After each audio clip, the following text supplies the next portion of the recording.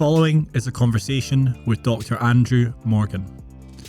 Dr. Morgan was previously Chief Scientist and Fellow at DuPont Nutrition and Biosciences, a global leader in industrial biotechnology and the development of innovative microbiome-based products for the general population. Dr. Morgan currently sits as chairman of the Innovate UK Knowledge Transfer Network, KTN, Microbiome Special Advisory Group. Dr. Morgan is doing some brilliant things for the microbiome field across the UK. This is Inside Matters. My name is Dr. James McElroy. I hope you enjoy it.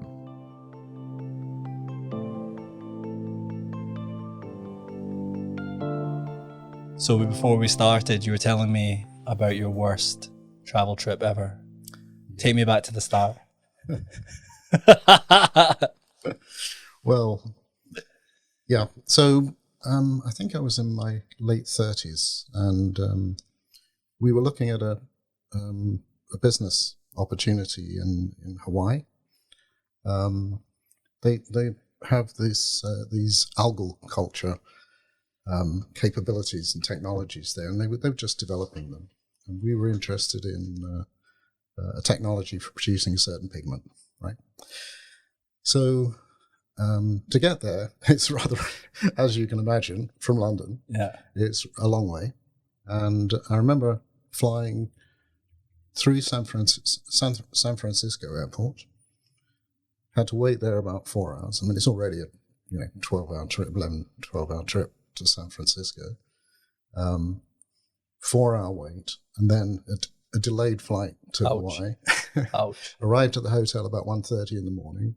Had to meet this guy who was going to take me out to the Big Island to look at these ponds where they produce these algae. Had to meet him at 7 o'clock in the morning. Oh, no. Then we had to fly to the Big Island. We visited the ponds. Had lots of discussion around the technology and how they were doing all these things. You must have been in a daze. Yeah. So that was most of the day. And then we flew back to Honolulu in the evening. Had dinner together. Beautiful, looking out over the sea and everything. Wonderful, Hawaii, imagine it. And then took an overnight flight, back to San Francisco. At, I think, 8 o'clock in the morning, I was visiting our facility in South San Francisco. For meetings all day. Oh, my goodness. Dinner in the evening. Got on a plane. Wow. And flew to Chicago, where I slept for 2 hours in a hotel. And then I took a flight up to Madison. Oh, this is insane. Yeah, this was totally insane. We're still going. Yeah. We're still going. Yeah, I'm still going.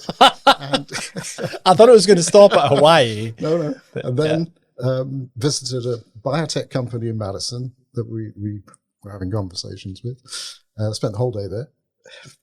Flew back to Chicago, got on an overnight flight back to London. Oh, my goodness. And then I went down with flu about 2 days later. Oh, yeah. And I was ill for 2-3 weeks. Yeah. Worst flu I ever had.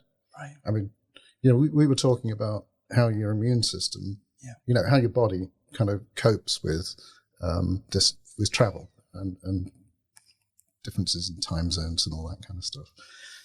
And I learned a lesson there. Yeah. And I never did that again. I did a few other foolish things in my career, of course. Oh, we should talk about those. But that was the worst trip I ever did. But I never tried to do back-to-back overnights, or red eyes, as they like to call them in the US. It wreaks havoc on everything, doesn't it? Yeah, totally. And also, you're not eating like what you normally would eat as well. Think about how many bugs you're getting exposed to on all the various different planes. Yes. And the lack of sleep as well. Yeah. I mean, sleep's so important, isn't it? Yeah. I was saying I, in some respects, feel like I get a holiday every week now because I don't do the doctor stuff anymore. Right. And there was a period of time where I was doing night shift, never more than 3 because I was a less than full-time employee and my colleagues had to do 4 or more. And then I would come in from the NHS shift, have a shower, get my suit on, so scrubs off, suit on, shave everything, and then I'd be on a plane to one of the conferences to do some BD. And in retrospect, in hindsight, I don't know how I managed to do that for so long.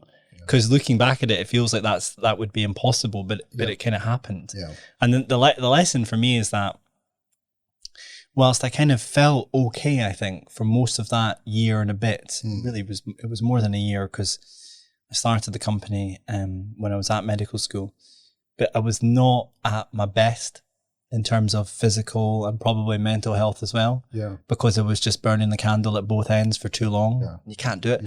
On the jet lag thing, I think the bugs have a rhythm, don't they? The bugs in your gut have a rhythm. Oh, yes.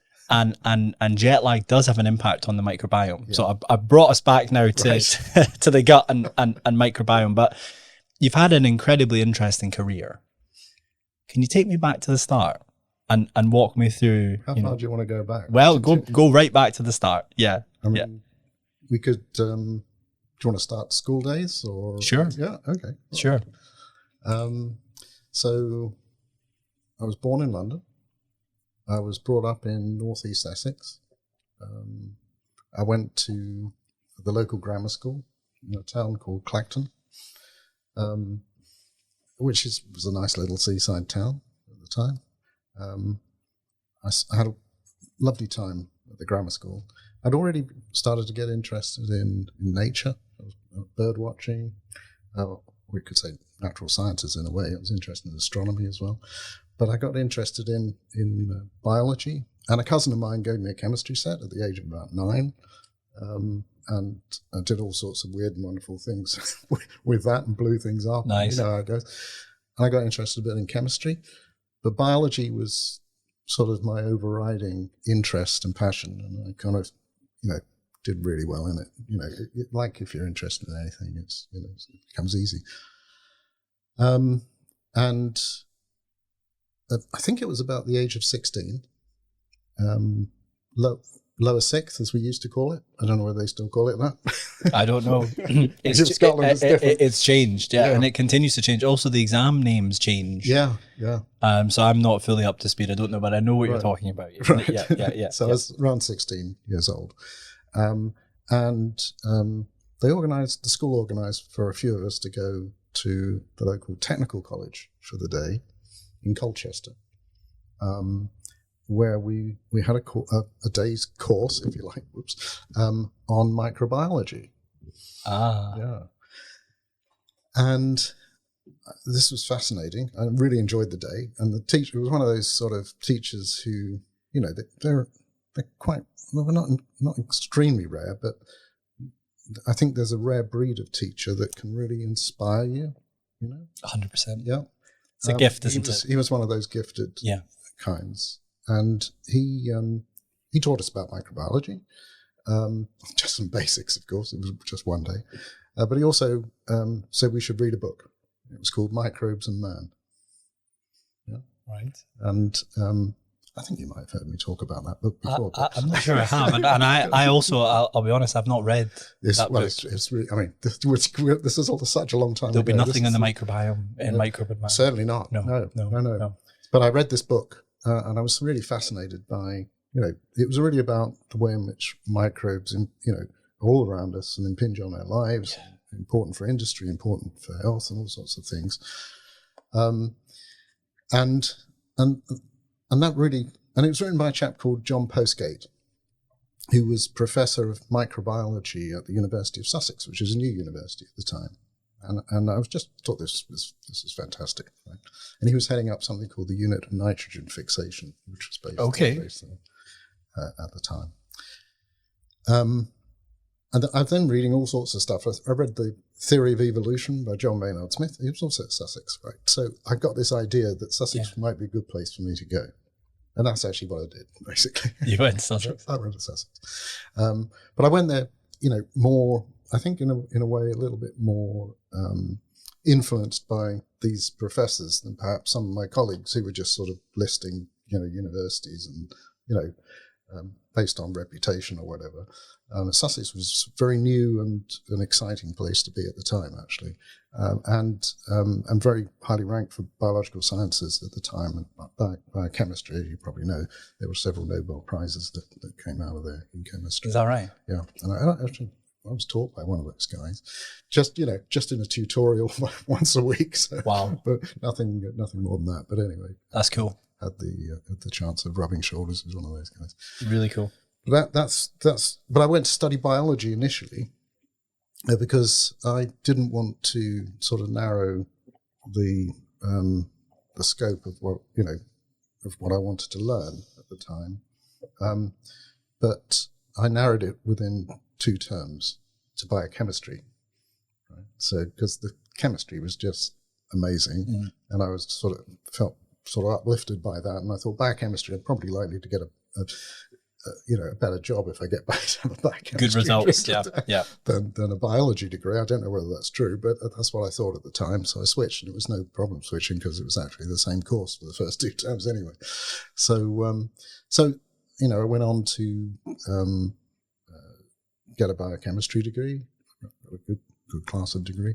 Then I had to choose where I was going to go next, and some of my professors wanted me to go to Oxford or to Cambridge. Right. I was kind of doing reasonably well, and I actually did get offered places at Oxford and Cambridge actually for postgraduate degrees, but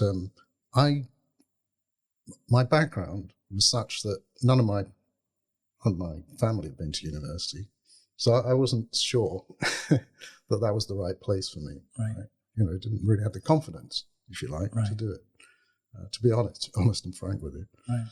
So I actually just stayed at Sussex, and I worked on a great project on yeast. At the time, it was a protoplast fusion technology. What does that mean? So you strip the cell walls off of yeast, and you stick them together, and the genetic contents fuse. They just merge together? And you can hybridize yeast strains that way. Okay. Even cross species, actually. Really? How does that work? Well, basically, if they're closely related, you can actually sometimes hybridize them. I mean, you might argue actually. And can they replicate further, or do they stop? In some cases, yes. Wow. In some cases, they sort themselves out. Quite literally. I mean, they throw Really? out chromosomes and yeah. Wow. And maybe this is an impossible question to answer, right? But how do they just ping out the stuff that shouldn't be in there? Well, of course, you'd have to follow the mechanism. We didn't really have the tools to do that kind of stuff. Right. And in actual fact, we were studying mitochondrial transmission through this mechanism. This is cool. Yeah. Yeah. And they certainly segregate, which they do normally. So, multiple copies of mitochondria in a yeast cell, you'd put 2 together or 3 together, because actually you can't control how many fuse together in this sort of this sort of chemically induced fusion process. It just happens almost randomly. Yeah. But what I found actually with the species that I was working with, which was Clivoromyces lactis, which you might never have heard of, but I have not heard of that. It's a yeast associated with dairy, it's lactis. You can use Got lactose. But the reason we were studying it had a mitochondrial genome at least closer to the size of the human mitochondrial genome, so that there was a sort of an argument that perhaps this might be more representative if you wanted a model system. I don't know how, I think that might have been stretching it, to be honest, but compared to Saccharomyces cerevisiae, which is the standard bakers or brewers yeast. The workhorse. But it also couldn't survive without a functional mitochondrial genome. If you eliminated the mitochondrial genome, which you could do quite selectively, in a yeast cell, in this Clivoromyces lactis petite negative species, it wouldn't grow. The cells would be metabolically active, but they couldn't do anything. Interesting, right? They couldn't actually replicate it. Whereas Saccharomyces cerevisiae, you can wipe out its mitochondrial DNA, it can still keep going. Right? Yeah. Right. I thought it would need its DNA to kind of keep. It uses a glycolytic pathway then to derive its energy. Wow. Yeah. So yeast is an incredible thing, isn't it? Yeast is incredible, and it's the kind of, it's been a model. It has actually proved itself to be a model system. I think Paul Nurse was using Schizosaccharomyces pombe, which is another species I also worked with a little bit. Borrowed the system from Paul, actually, who was at Sussex also at a certain point. Is that right? Yeah. Interesting. And he was just highly gifted yeast geneticist, very, I mean, incredibly, I think, just incredible the work he did. But he did use yeast as a system from which he built, his career into cancer research, right? So yeast is a great model system. What are the most kind of cool and interesting things about yeast? the coolest. Well, I tell you what, when you work on yeast, at least in the days that I was doing this, and we're talking about the 70s, you get associated with the brewing industry quite easily. There was a place called the Brewing Research Foundation. I don't know, I'm not even sure it exists today, but it had its own research program, its own research laboratories. It was in Surrey. And they organized great conferences. And actually, if you ever went to a conference on yeast, biochemistry, genetics, or whatever, you'd always got guys from the brewing industry there. It was great fun. Got it. And of course, yeast is used for so many different things these days. It's also used as a production system for, producing different kinds of recombinant medicines. Nowadays, it wasn't in those days. This technique I used was actually predated a technique for getting DNA into yeast, transforming it. Right. I mean, I'm that old. The yeast transformation had not occurred. A lot of people will have heard of yeast in the context of brewing and baking, but they wouldn't have heard it in the context of medicines manufacture. Right. It's not an area I'm actually massively familiar with either. Right, so what happens? Well, you can use yeast and fungi, and of course bacteria, but different kinds of yeast. You can use them as production organisms or host production or host expression organisms for producing different kinds of recombinant protein, or for metabolic pathway engineering to produce specific molecules other than proteins. Cool. Yeah? And so they're actually used industrially to produce specific chemicals, if you like, or biochemicals to be more precise, but also recombinant proteins. Other organisms are used more often to produce industrial proteins, like industrial enzymes, like filamentous fungi are fantastic at secreting proteins just naturally, and so you can sort of adopt that form of metabolism to then be able to produce enzymes, the kinds of yields and productivity that you need to be able to produce them cost effectively. Amazing. So enzymes is an area I got into later in my career, actually. We're going to get there. So they're like little biological chemical factories. Yeah, exactly. Is that one way to think about them? Yeah, they just pump out all this great stuff. And the thing about engineering, with modern molecular biology, is that you can tailor them to really produce one. You could say one particular molecule of very high yield and productivity, at the expense of everything else. So they're quite literally incredible, designed to convert glucose, a sugar, for example, which is typically what they're grown on, into your molecule of choice. Wow! And ethanol, of course, is one of them. Which is, of course, the product for beer and wine. But it's also the product for. Of course, it's also an industrial product used as a biofuel these days. Right.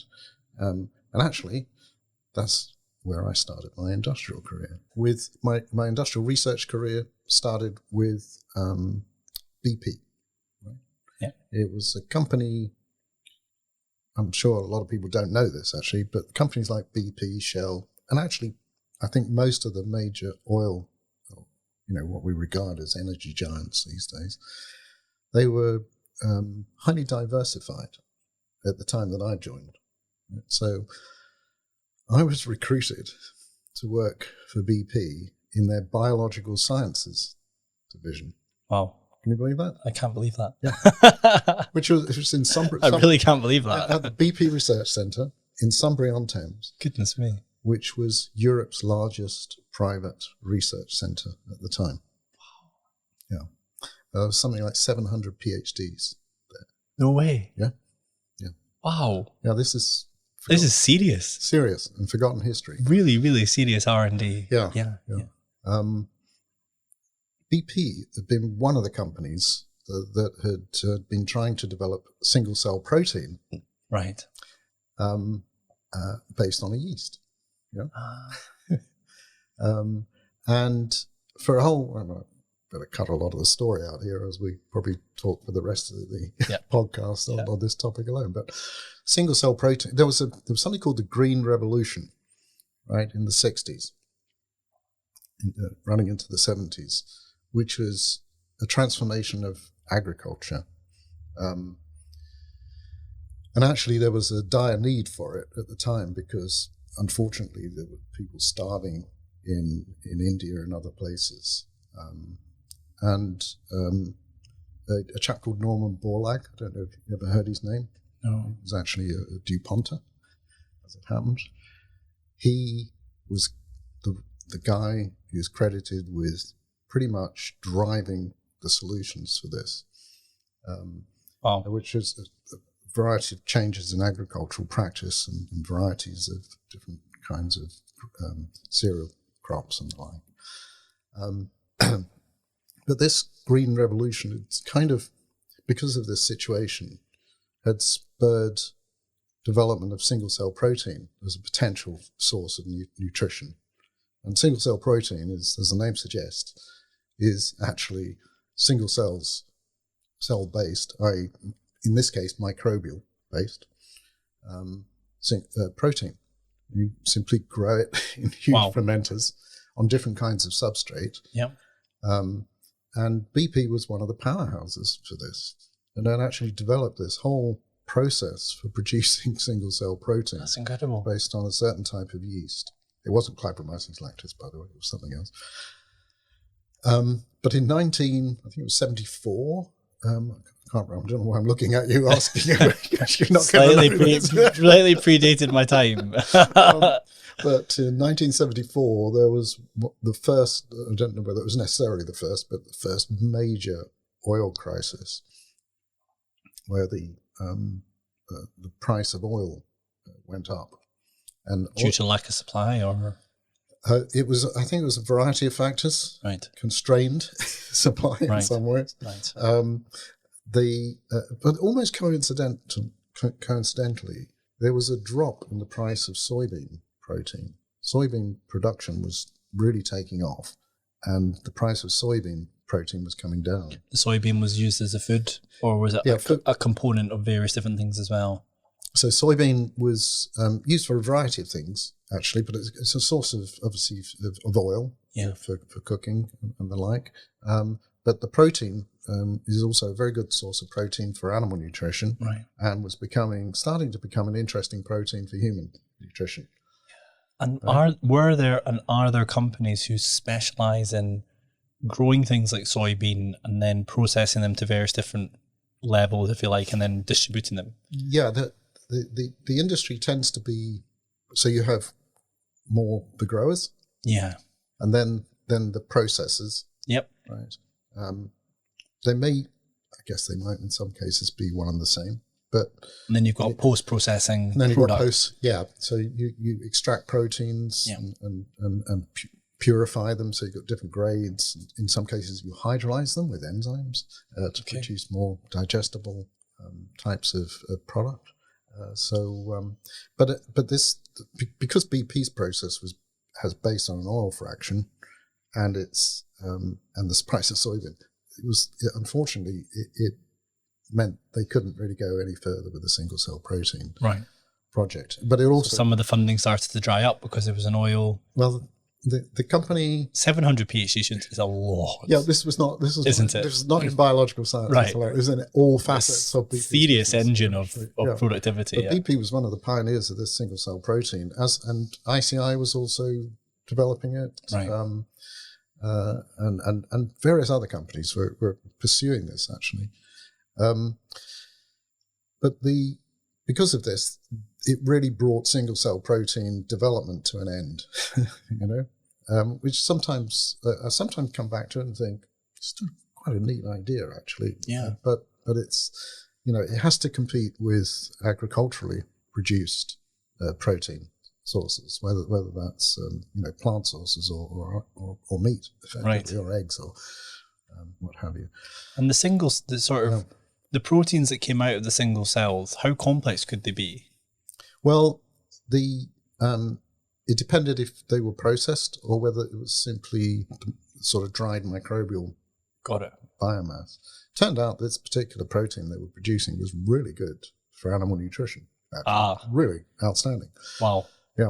So it had lots of the amino acids required. Yep, And, interesting. Yeah. So, and so it's so cool that a microscopic thing that you can't see can assemble everything in such a way within its cell membrane so that it becomes something that's highly nutritious. Absolutely. For a more complicated life form. And it's fantastic. And also accumulates different kinds of, vitamins. In some cases, captures minerals and things. So Brilliant. It can be, but sort of back to this. So I was a yeast geneticist, biochemist, starting to become a molecular biologist. Right. And that's really why they took me on, because they had a lot of yeast capability, but they were lacking this genetics or molecular biology capability, and that's why they took me on, actually. And my first project was really on a biofuels project to engineer yeast. You can't imagine how difficult it was to do genetic engineering in those days. What tools did you have? Was there a toolkit at all? Yeah, we had restriction enzymes. We could extract DNA, but typically we were doing ultracentrifugation and cesium chloride gradients, and you can't imagine how difficult. Compared to today, very crude tools. Yeah, because these days we can go right in and just knock out the most. Oh yeah, it's incredible precision. Absolutely. I mean, we got a bit more precise, and DNA sequencing came in. During the time I was there. But right at the start of it, it was very, very hard and just took so long. But I was really excited by it. I thought it was fantastic. Yeah. So the project was to try and produce a yeast that could use xylose, which is one of the main sugars in straw and bagasse. These waste agricultural products that are very often just burnt, right, or were at least in those days. Really? Yeah, straw. I mean, you're losing all that goodness potentially. Yeah. So could you convert straw into bioethanol, right? Right, and bioethanol is then used as a fuel. Right. That's cool. And that was my first project. It was really hard, and it didn't work, basically. Even though it was actually, you can't imagine this, James. This is a single gene change that's required. Is that it? Yeah. We now know that today. No, we knew it then. Oh, we knew it then. Yeah, right. Yeah, but we couldn't get the gene to express, and we didn't. That's where we kind of, we just couldn't get it to work. So in fact, I requested to bring the project to a close. Right? Oh, yeah. Now this is, when you think about innovation and management of innovation, one of the hardest things for a scientist is to close the project. Yeah. And you speak to an entrepreneur and they say, never, ever, ever, ever, ever give up. And that's what I'd say to you. Never, ever, ever, ever give up. Yeah. Right. But it's tattooed on. I'm joking. It's not. but in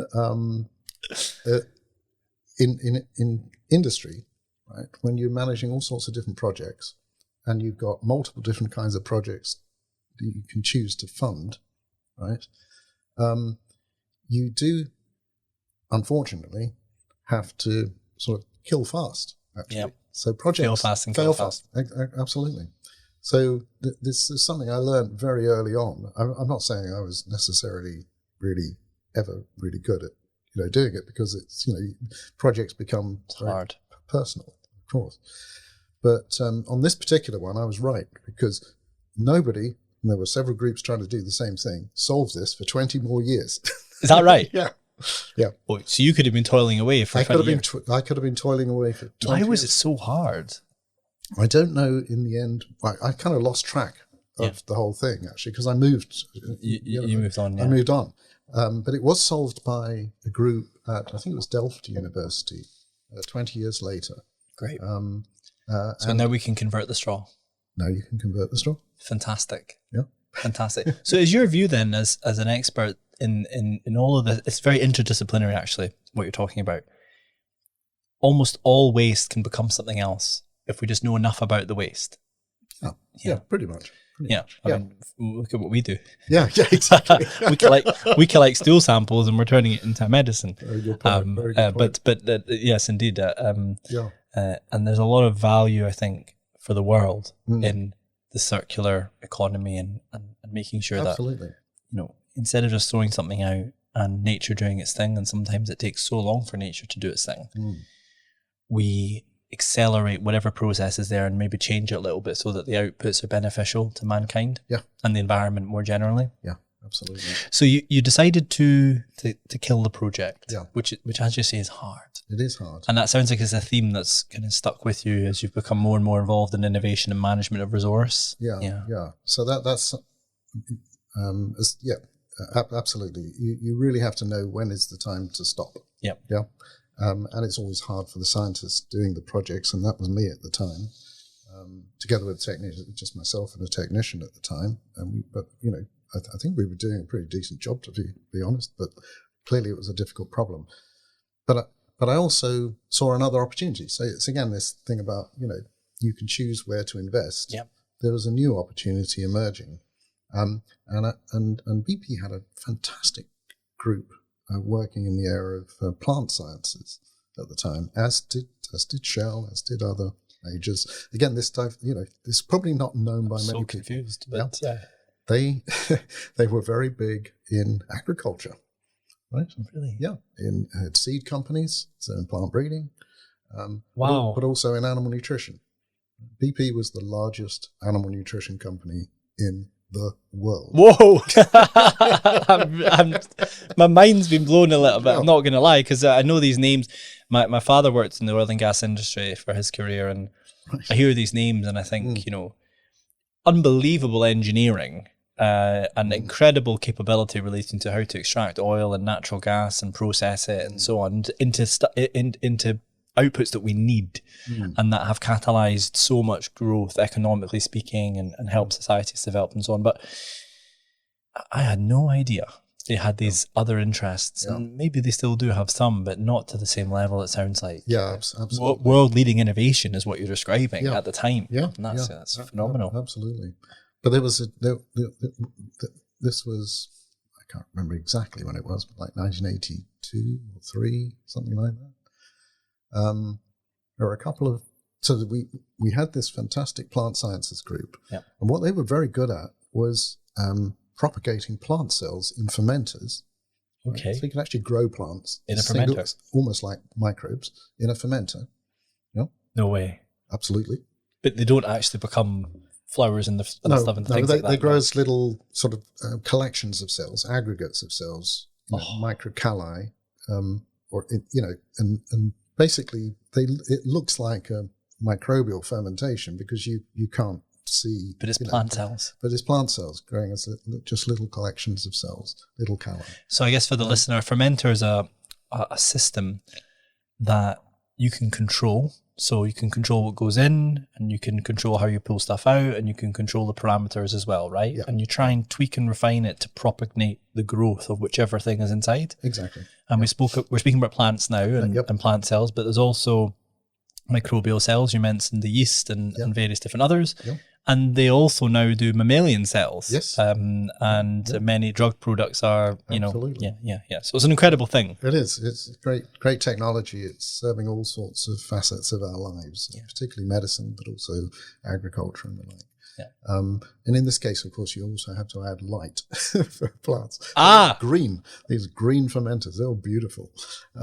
Wow. This is really cool. Yeah. So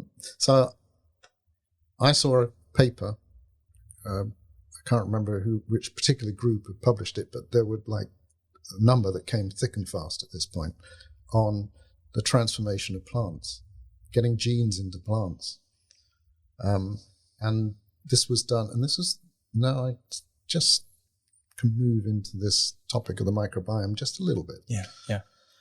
So there are different soil bacteria that actually naturally transform plants. Did you know that? Really? Yeah. I did not know that. Okay, so I suppose there's a soil microbiome, right? There, of course. Yeah, there's a soil microbiome, and we can come back to that later on. Yeah, we should. Yeah, we should, because it's really important. Yeah. But for this just to give a bit of explanation for what I actually went on to do, was I joined the plant sciences team as their molecular biologist, their first molecular biologist. My goal was, initially, I thought I'd just like to try this out, what these other guys had done. They'd taken this soil microbe called Agrobacterium tumefaciens, which naturally infects plants around the crown of the plant, which is where the stem meets the root. It's just really, and that's where, when a plant is, it's getting bashed by wind and rain and small animals or large animals or whatever, sometimes small cracks appear at this point around the crown, and bacteria can find their way in.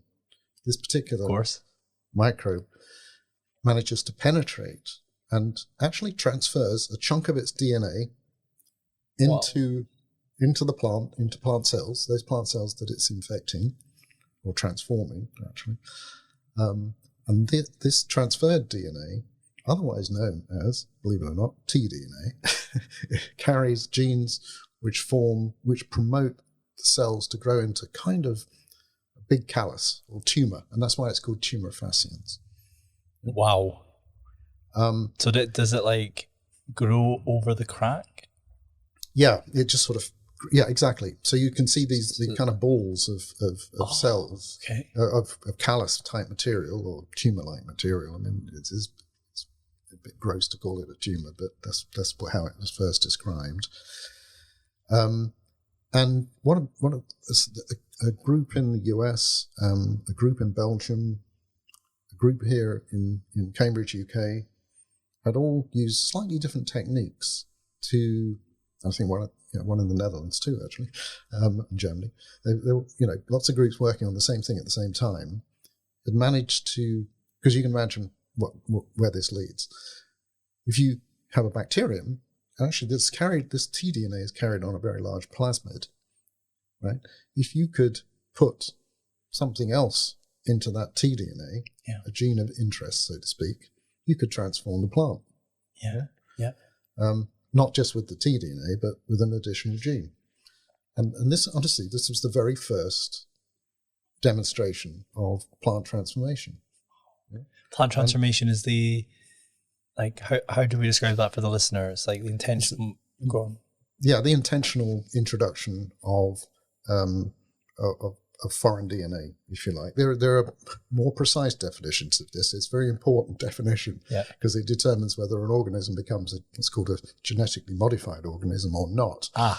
Right, and that's very important from a regulatory standpoint, but also for acceptance and all the other issues surrounding that kind of technology. But this is stuff going on in laboratories and people just learning how to do these things at the time. I thought this was really cool. Right? We didn't use that term in those days, but cool. Yeah. I thought it was really amazing, and I was really excited by it. And I thought this is kind of what I could bring to this group if I could sort of learn how to do this. But actually, I chose to go, on the one hand, a more difficult path, and on the other, an easier path. More difficult in that I said, no, I didn't want to use Agrobacterium tumefaciens. I wanted to use a relative of Agrobacterium tumefaciens called Rhizogenes.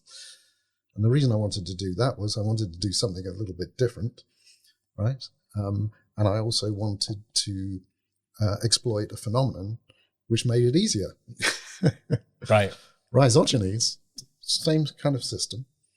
Bacterium invades the plant around this crown area, but you don't get this callus produced. You get a bunch of roots just simply grow out in all directions. Really? Right?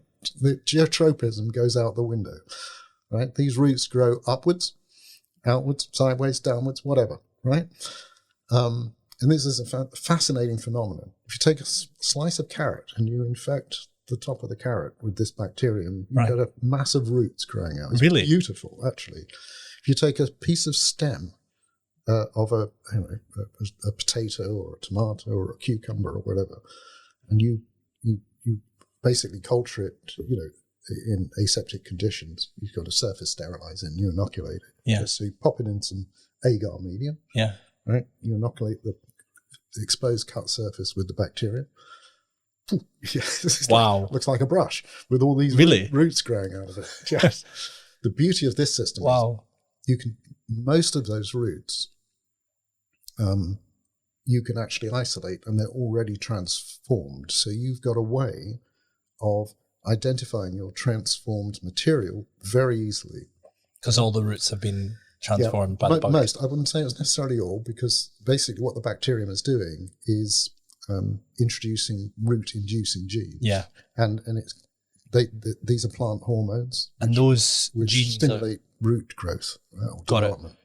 And it's across all plants that it works, or? Well, it works predominantly on dicots, as opposed to monocots. It doesn't work. I don't think it works on cereal grains, right, unfortunately. But it works on things like tomato and potato and, as I say, cucumber. These dicotyledonous plants. And anyway, I must cut a long story short because we'll probably be here for days at this rate. That's all right. Very interesting.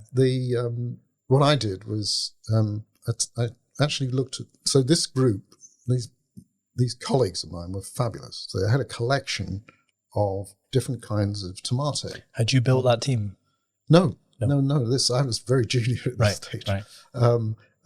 This is like year 3 of my my industrial research career. Got it. Right. They were very skilled, very nice people to work with, right? And they helped me by providing a whole collection of different germplasm that they had collected. And it just so happened that one of the tomato varieties, it was a wild variety. It was, at the time, it was called Lycopersicum peruvianum. I think Lycopersicum is actually reclassified these days. How do you remember all these names? I don't know. I hardly remember people's names, actually, but I remember stuff like this and plasmid numbers and stuff. But anyway, this wild tomato, so I started inoculating all these different, and I could see these, roots. How fast were they growing? Quick? Really fast. Yeah, quick. Within a week, you've got roots. Amazing. You could isolate, actually, in an illuminated incubator. And what I was doing is I was taking a root and putting it then into a liquid culture or a solid medium culture to see whether the root would grow. I needed a way of, for the next step, I would need a way of selecting those that had actually got a new gene introduced, if you like. But through this process, stumbled across this wild tomato variety that actually produced. I mean, I started working just with the untransformed root material, right? So I took some roots and I tried to culture them, and I left. This is the thing. I just left one of these in the incubator for a few weeks and forgot about it, and came back. And there were the plant. I mean, first of all, the root had just filled the petri dish. Really? Yeah, it was in the petri dish. It just round. It's just stuffed full of roots. It's incredible. And not only that, I could see small shoots. Right? And improved the sort of incubation conditions with better light conditions, etc. And these just grew into plants. This thing naturally regenerated itself from root tissue. So this was my best model system to use for this Agrobacterium rhizogenes. And of course, I then went on and introduced a foreign gene. Well, first of all, I took the wild type, introduced that, got transformed roots, and they regenerated. They didn't look like the original.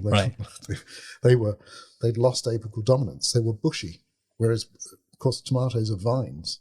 Interesting. Yeah, they lose this apical You're really dominance. tweaking around with nature, right? Yes. But it's a natural phenomenon. You can find tDNA naturally spread in different plant species, actually. If you just go and look for it, like in tobacco, for example, it's got its own, you just find these genes.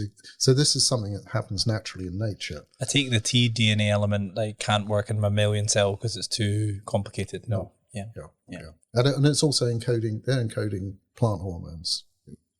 But I became interested. So eventually, of course, I put the foreign gene in, which was just simply an antibiotic resistance gene as a model thing, all kept in containment, of course.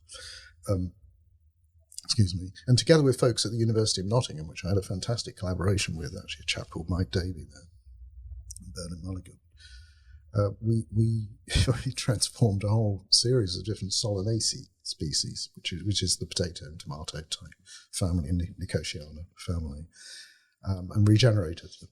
But then I set about doing what you were talking about. So now the tools were improving almost every day. So, okay, there's a series of genes. In this case, there were two tDNA sequences in this rhizogenes. They encoded root-inducing genes that produce root hormones, if you like, right? Root-promoting hormones. But using some, I wouldn't say necessarily fancy genetics, but, laborious genetics at the time, actually, screening through thousands and thousands of transformants, or conjugants, transconjugants, in fact. We managed to knock out genes and look at what happened. Right? So this is, in a way, a bit of a start to look at how this microbe that lives in a I regard this more as a symbiotic relationship. That was a question I had. So it's not parasitic. No. And so what do the bugs get out of this? Yeah. Right. What do the plants get out of it? Right. It hadn't really been studied, actually, and so there were lots of questions floating around my mind. The bugs get something called they get a carbon and nitrogen source. Yeah, and these substances called opines, manopine, agrippine, other kinds of opines, produced, secreted by these roots, and the microbe feeds off these things. So the root produces some sort of organic compound, these alipines. Yep, opines. And the microbe goes, "Yep, I'll have that." Yep, and that's what it's doing basically. That's what the microbe is trying to get the host to produce for it, and I'm assuming actually these adventitious type roots, which are very hairy. The name is regarded as a disease of sorts, hairy root disease, right? But we do know that the massively increased surface area. I wish in medicine we just used words like that. We don't. We always name it after the person that discovered it. True. It's always very difficult. That sounds just very descriptive and apt. Hairy root disease, right? We've all got it, yeah. But so there may be some benefit for the plant, right? But it's a very interesting relationship between the microbe and the plant. And in a way, this is my first sort of thinking about plant microbe or higher organism microbe relationships, actually. And we discovered a few interesting things about when we knocked out these genes. Didn't always do what we thought it would do. Okay. Yeah. So, but that was my sort of first foray into microbiome, if you like, of sorts. I mean, it's, And at the time, Andrew, were people talking about this relationship between microbes and plant, or was it? Yeah. Actually, the book, John Postgate, right, who wrote The Microbes and Man book, right? He was heading up this unit called the Nitrogen Fixation Unit, which is these days actually at John Innes Institute. Nitrogen fixation is something that only certain kinds of plants do. Cereal crops like wheat and maize, barley, whatever, are not able to do this, to use this phenomenon. So there are microbes that live in the soil called rhizobia that infect the roots of plants, and I use infect. I'm putting little quotation marks around that with my fingers. And they cause the plant to produce these little nodules. It's kind of a co-development of these nodules by the bacteria in the plant, and the nodules fix atmospheric nitrogen into a nitrogen source for the plant. And this is why beans are very good for your, when you have an allotment, for example, you should rotate your different types of plants, right? And beans will help collect nitrogen into the soil, right? So you don't have to apply a nitrogen fertilizer. Okay. This is the whole basis of rotational rotating crops. I know very, very little about all this, just so you know. I'm very, very, very little, but I'm deeply interested in what you're saying. I'm certainly no expert in it myself, but I am going to go and buy a book on plant biology because you're fascinating me. And what I'm thinking in my head is there must be so many parallels between extracting microorganisms from stool, which is essentially what I've kind of devoted my life to, and extracting organic compounds from plants, extracting beneficial elements from plants, growing plants and turning them into other things.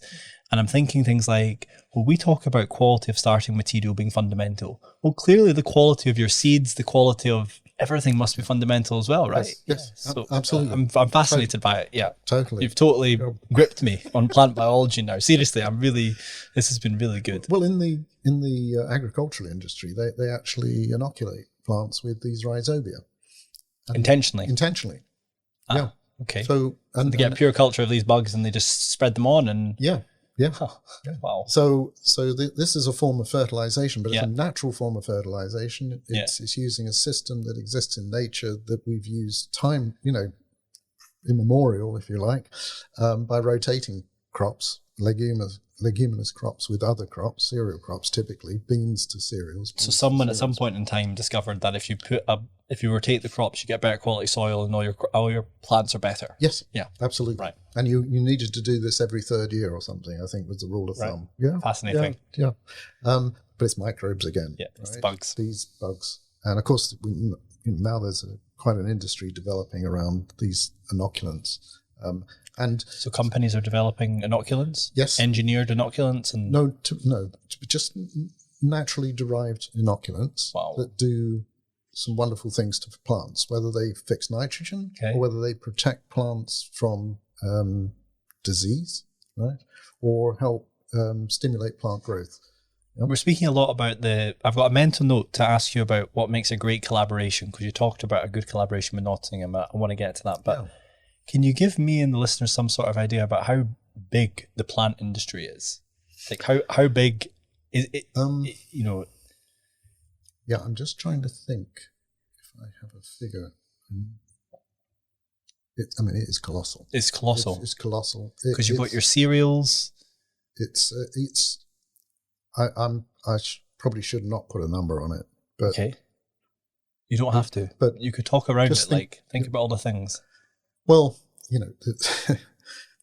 just think about the fact that whatever we eat, nearly whatever we eat, is starting off somewhere in a field, right? So whether you're eating bread, right, or you're eating milk is produced from a cow that was in a field, or was eating grains. Yeah. So the scale of this industry is absolutely huge. Right. Yeah.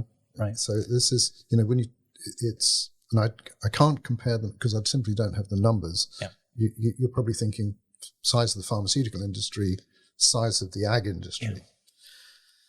Yeah. I believe this is a gut feeling. Yeah. No, the ag industry is going to be in the same scale. Put it that way. Right. Yeah. Okay. It's massive. Yeah. It's absolutely massive. And what you're saying is that companies are now innovating, and they're trying to. Sorry. So what you're saying is companies are innovating and looking at processes that have been happening for hundreds of years plus. Yeah. And figuring out with the current understanding and technology, how do we make that better? So this ancient inoculation, maybe it's not ancient, but this old inoculation technique is now being improved by better bacteria, different bacteria, that kind of thing. Exactly. And there's a lot of investment going into that fascinating area. Yeah, absolutely. Because there's also a push, of course, to move away from application of, you could say, inorganic fertilizers. Right. Is that a public push or is it a? Actually, let's go around that one more time. Yeah, sure. Okay. Yeah. So there's a push to move away from artificial fertilizers and pesticides and the like. Yeah. Okay. So that's one of the drivers for this new industry, which is not entirely new because it's been around in terms of rhizobia inoculants and inoculants for for organic farming, actually, which use a sort of bacillus type of organism, thuringiensis, which has anti-insect or insecticidal proteins, actually. When you buy an organic food, that means that there's no artificial or no... What does it mean in terms of the pesticides and things like that? Yeah, well, I think they're permitted to use certain things. Got it. That are still sort of you have protected. to kind of, right? Yeah, because it's... But I'm certainly no expert in this. So but there's legislation that says you can use this, this and this, including, for example, this Bacillus thuringiensis organism, which actually can kill insects. Got it. Yeah. Now, whether that's organic in a European context or a North American, I seriously don't know. But there's burgeoning new industry there. One of the things that I was really fascinated with when I read the book Microbes and Man for the very first time was this idea that perhaps you could take this nitrogen fixing phenomenon and transfer it into cereal grains. Imagine if you could transfer it into maize or wheat, right? Because that's where artificial fertilizers could be made virtually redundant. Yes. And if the plants themselves have some sort of innate property. Exactly. Yeah. Yeah. Could you transfer that rhizobium type association to maize or wheat? And I love that concept. And I actually remember talking to a school friend of mine at the time, how wonderful that would be, not without any knowledge that it would ever be possible to engineer plants to do that kind of thing. Right. Here we are today, right, decades later, and it's still not achieved. It's not possible, or it's not achieved? Well, it's not achieved. Got it. So one of the scientists actually working with John Postgate in Sussex at the time, Ray Dixon, now at John Innes Centre, where he's been for many years since the nitrogen fixation unit. I noticed he published a paper just about 3 or 4 years ago, where they got one step closer to this. Because it's a very complex set of genes that you need to transfer that all need to operate to get this sort of nitrogenase system working in a plant. So step by step, we're getting there. But this is really a hard problem to solve, and I don't know how long it will take, but I suspect it will. Mankind will get there in the end. There's another way actually that's also being explored. In fact, there's a company in the UK, a startup company, founded originally by, you could say the foundational work was done by Professor Ted Cocking from Nottingham, right? He was actually, this is where I had this association with Mike Davey and his team who were in Ted Cocking's department. He's very famous for people in my generation who worked in the plant biotech. What makes him famous? He actually developed plant protoplast fusion to start off with, right? So you could actually start to create new types of hybrid plants by fusing together closely related strains or species. Okay. But listen, truly amazing chap. I think in his retirement, then devoted himself to working on a microbe that could fix nitrogen, atmospheric nitrogen. But this microbe is free living. It does not have to form rhizobia, and it does it in cereal grains. It comes from a grass, so grass is essentially the family in which cereals. And he found the bug? Well, I'm not sure. I don't know the sort of background to it, but he certainly has isolated the bug, got it to work. Wow. And now there's a company called Exotic Technologies here in the UK that is developing this technology. And how will he build that business? Will he can't have patented the bug? I've got honestly no idea. But, no idea on that. But interesting though. I just think it's just wonderful that it is somebody can do that. It is in their retirement. It is. And that's that's part of our sort of microbiome innovation community here in the UK actually. So I think that field's got great potential. Another thing to remember is carbon capture. what plants do is capture carbon. Yep. The microbes are capturing the nitrogen in the case of these legumes, beans. Plants are capturing carbon, and agriculture is unfortunately a major source of greenhouse gases. Right? Plant agriculture and animal agriculture together contribute almost what transport does. Really? Yeah. So I would have thought the plants sort of are net. You would, but they're not. Well, because we have to apply artificial fertilizers and the like. Right. It's not all carbon dioxide, by the way. It's nitrous oxide and various other things that contribute to this, which are even more potent greenhouse gases than carbon dioxide. But theoretically, that's why you're saying I would have thought that. Yeah. Theoretically, I would have. Yeah. We should be able to use farming as a means of capturing carbon. Yeah. And in fact, there is this term, carbon farming, that's coming into play, whereby you view farming as a way of capturing greenhouse gases, particularly carbon dioxide out of the atmosphere.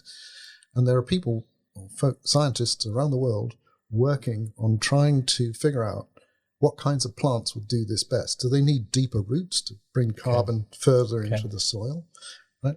And coupled with this is these inoculants to help enrich the soil with microbes that can assist the process, that can capture carbon, be engaged in the carbon capture process itself or the nitrogen capture process itself. So there's a whole bunch of things going on that, and if the economics were right, that could actually lead us to thinking about farming as not only a means of producing food, right, but also a means of actually keeping atmospheric carbon dioxide and other types of greenhouse gas. Greenhouse gas, that's the word I was looking for. You want tea? Yeah. Go. Yeah.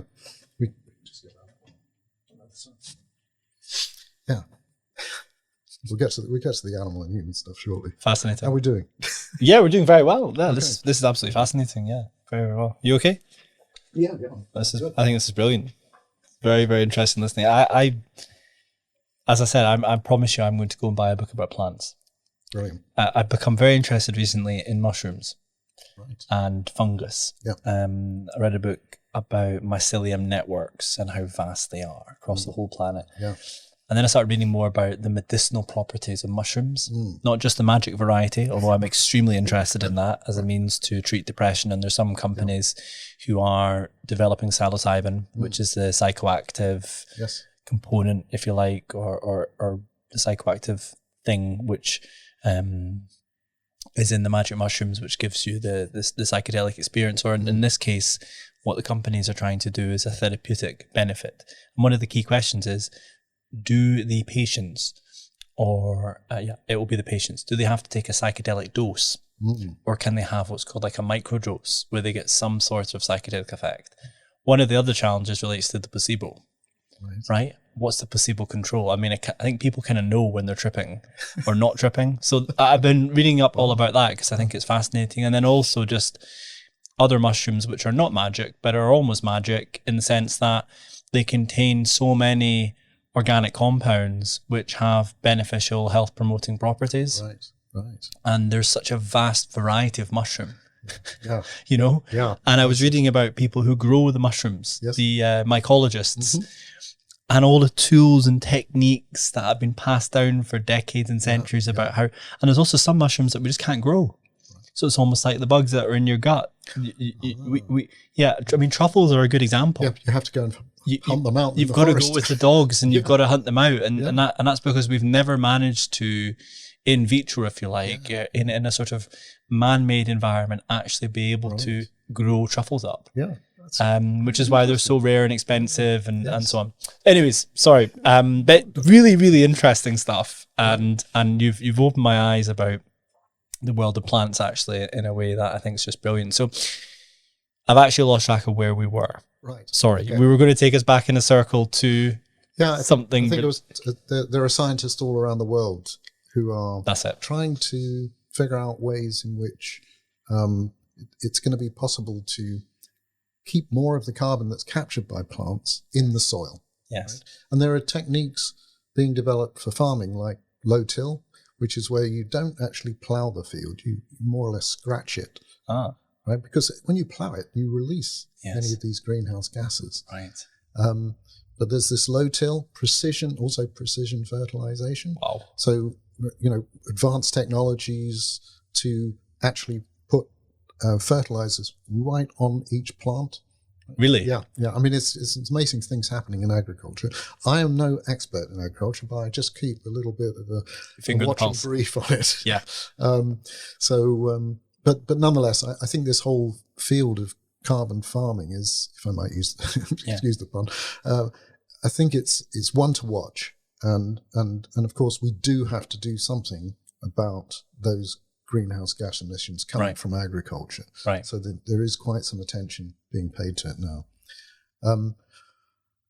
Where I didn't stay in the plant biotech industry for very long, actually. I think I worked in it for about 7 or 8 years.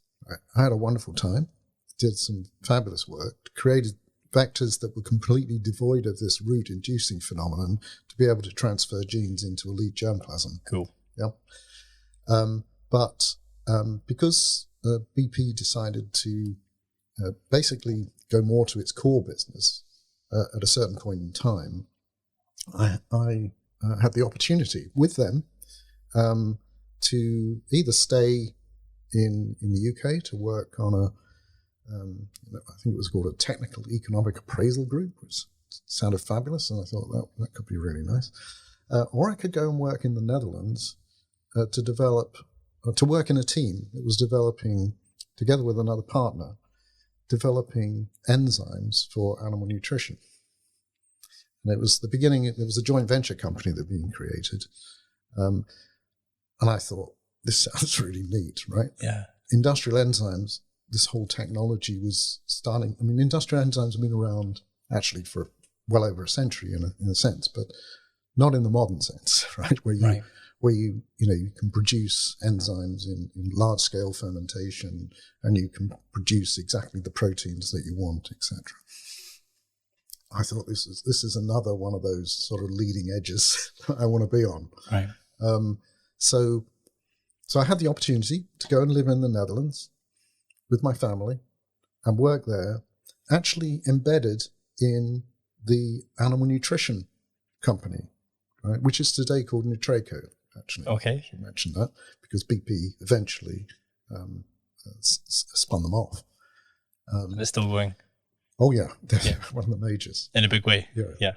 And I had a wonderful time there. I was there for 4 years. It was on the eastern part of the Netherlands, where I lived with my family. And I knew nothing, I can tell you this, James, zero about animal nutrition when I went there. But I could stand up in front of animal nutritionists at the end of it and talk reasonably competently. Nice. But my job was not really to be an animal nutritionist. It was because I was somebody who knew about enzymes. It was a biochemist, geneticist, whatever. Yep. It was to really figure out how could we get enzyme technology to work in animal nutrition. Yeah. And you might think, that's weird. Why are you talking about enzymes in animal nutrition? Yeah. So it had been known for I think about 20 years prior to that. This was 1989. Been known for about 20 years prior to that if you added certain kinds of enzyme preparations into animal feed, you sometimes saw an improvement in feed efficiency and body weight gain, right? Which is what... These are two important things. These are two important things. Converting how much feed you convert into meat or eggs or milk or whatever. Right. Yeah? So there's two elements to that. One is how much you've got to give the animals, and that's a cost and a challenge. And then there's how much of, and it's kind of linked, how much of what you give to the animal stays in the animal as muscle or fat or something like that, right? Essentially, That's it. yeah. And the two are really joined up in a sense. Yeah. Okay. Absolutely. And I suppose if you're running a business that's focused on the sort of the animal itself in the form of meat, or a product of the animal's metabolism in some way, shape or form, like the milk, you must constantly be thinking around, well, how do I improve the quality of my product? How do I reduce my cost of goods?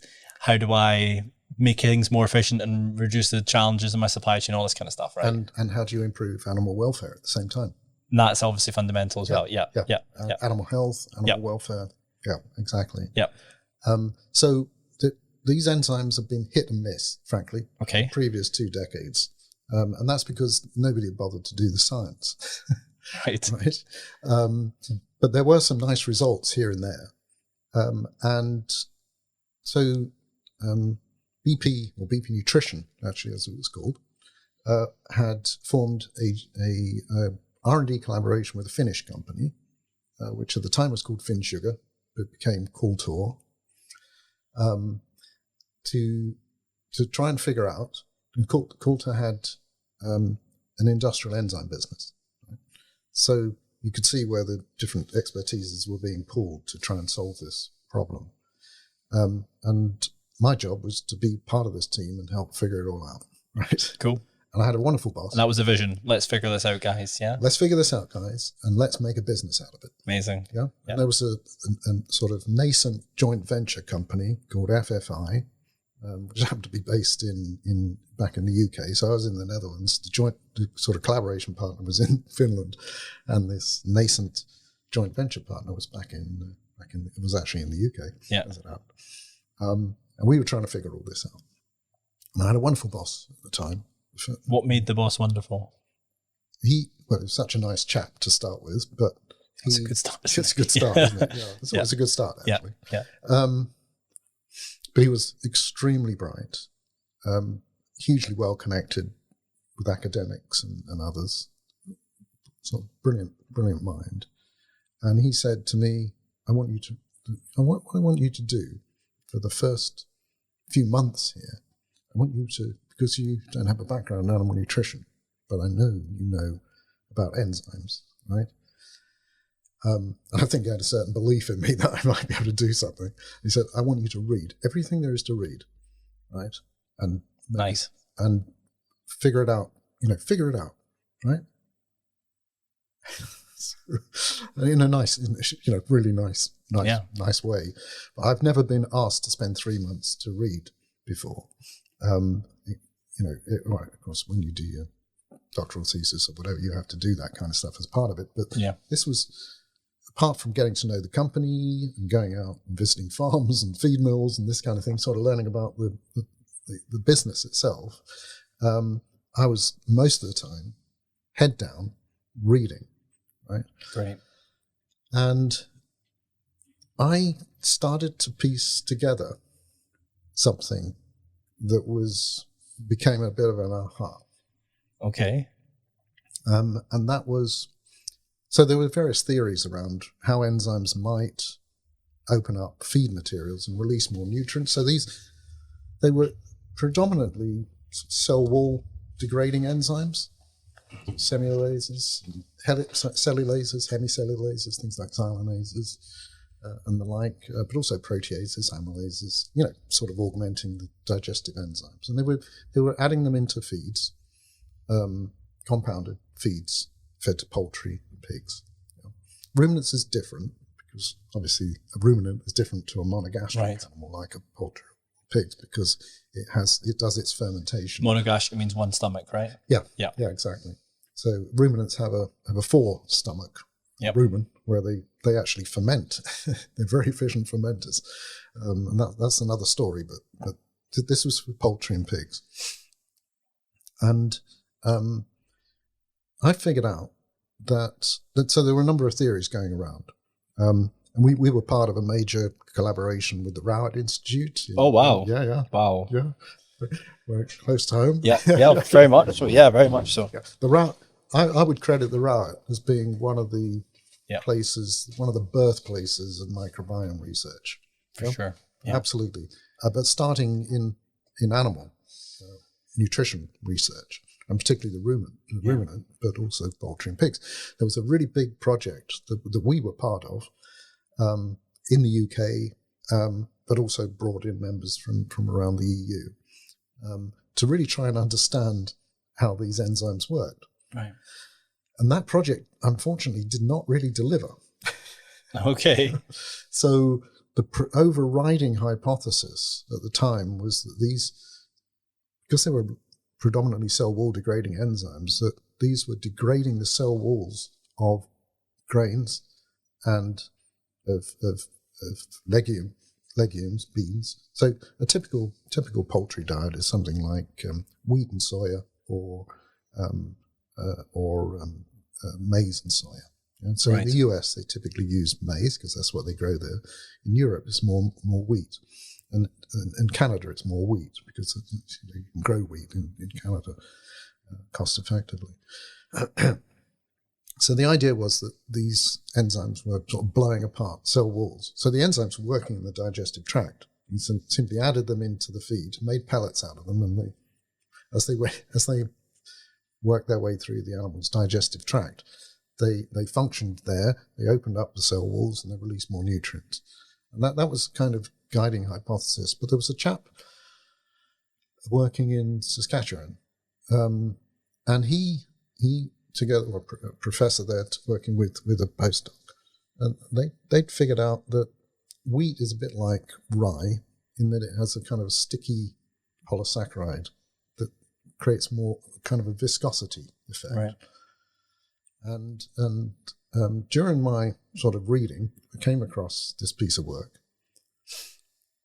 and started to realize that might be one of the key mechanisms of action, because as you increase viscosity, you start to reduce the ability of the endogenous enzymes to meet their substrates, and for the reaction products, i.e. amino acids or peptides released from protein breakdown as one example, reaching the gut wall and being absorbed. Right. It's very simplistic. Viscosity really does impact digestion. And they were able to show that there is a relationship between viscosity and this Phe conversion. Interesting. And body weight gain. And therefore, making the leap, enzymes might be able to assist this process, because these enzymes would degrade these soluble non-starch polysaccharides, these arabinoxylanes. So before going into the animal, there would be some sort of Well, actually, it can work in the digestive tract of the animal. Actually. Excellent. Yeah. But I thought this was a fabulous hypothesis, and I honestly believe that is actually one of the mechanisms of action. But I figured out something else, and it was a complicated. It was a combination of different things, observations, and thinking about nutrition more in terms of the anti-nutrients that were causing problems for digestion and health. Right? So there are anti-nutrition factors, and this large molecular weight, viscous polysaccharide, you could consider to be one of those.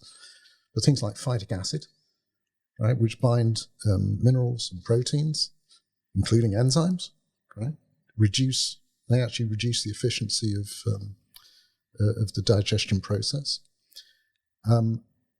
Tannins, all sorts of things, protease inhibitors, all sorts of stuff you find in the grains and the legumes that we eat and animals eat that actually interfere with this digestion process.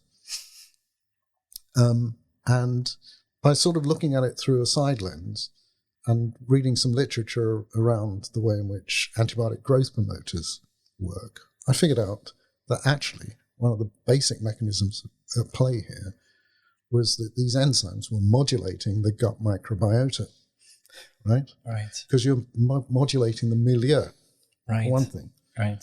But the other observation, hypothetical at the time, was that if you're breaking down large molecular weight polymers of xylan, right, or arabinoxylan as it's called, what are you producing?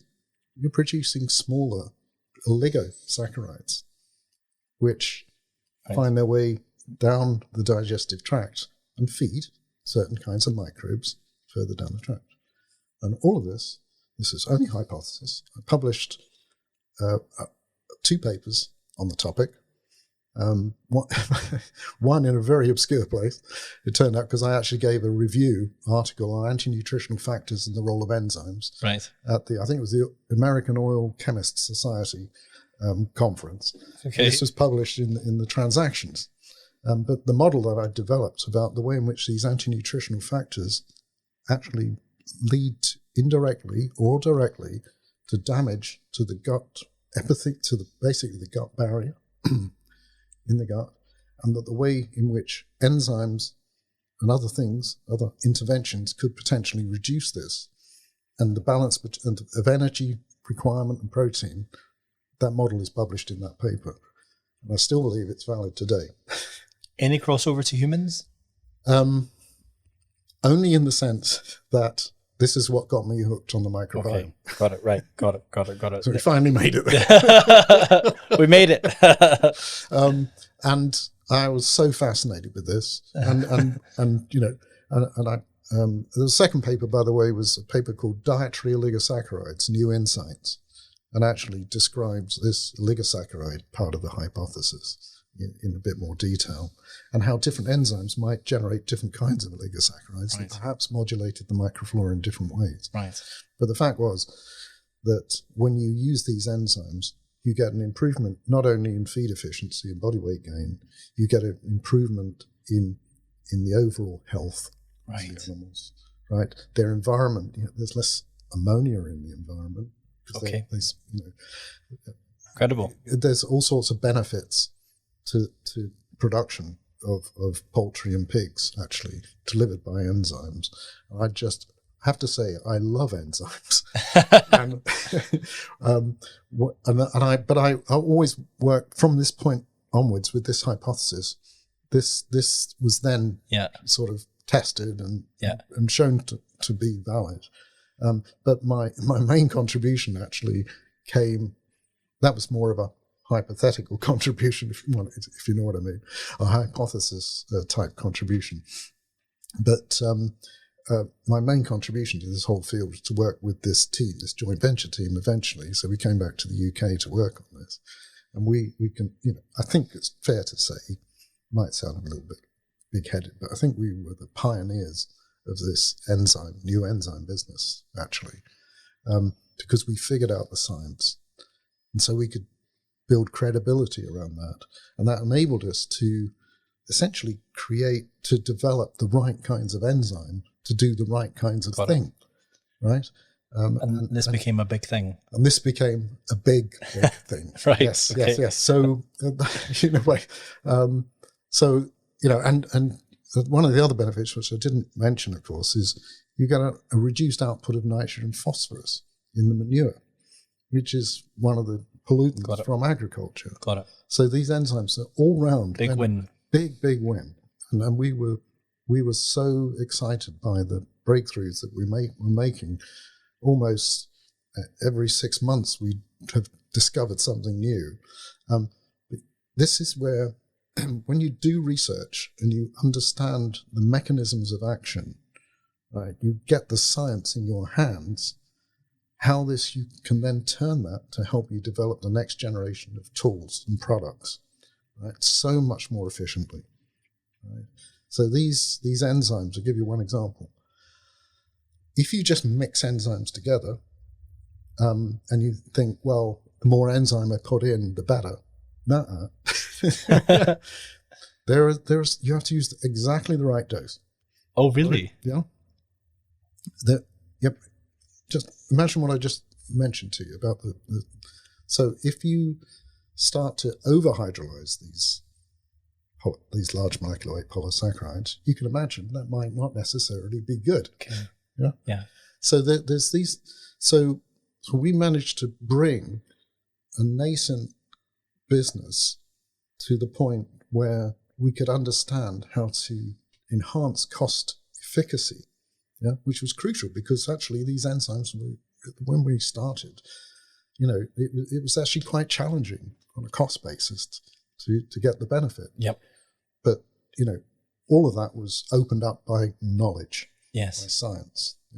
Fantastic. And it's fantastic. And that, modulating the microbiota was one of the key benefits of these things. Yeah. The other was then the technology, producing these enzymes, which we did together with our sister joint venture company. We all became one and the same company in the end. You merged together. Yeah.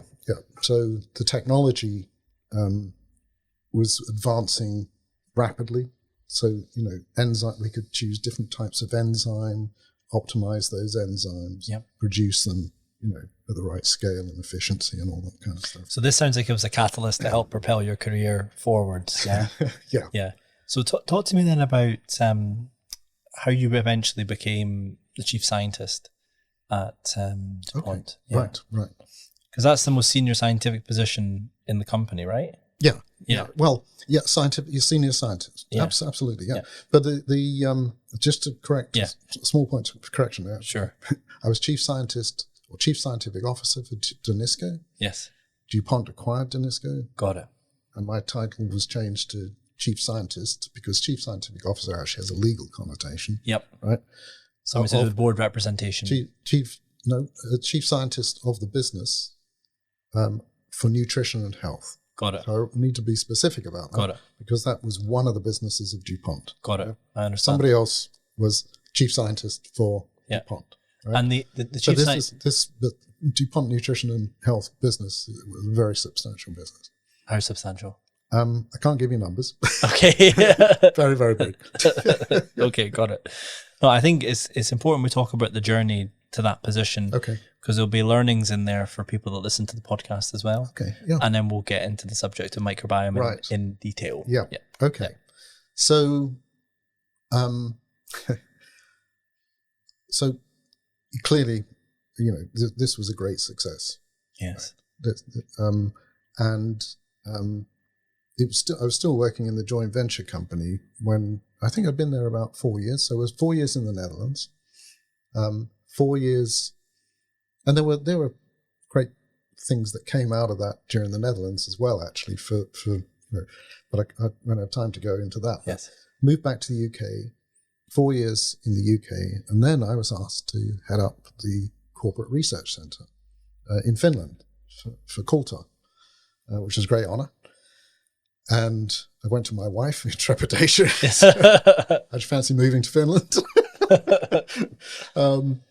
And she said, "Yeah, let's do it." Nice. Yeah, amazing. So we did. And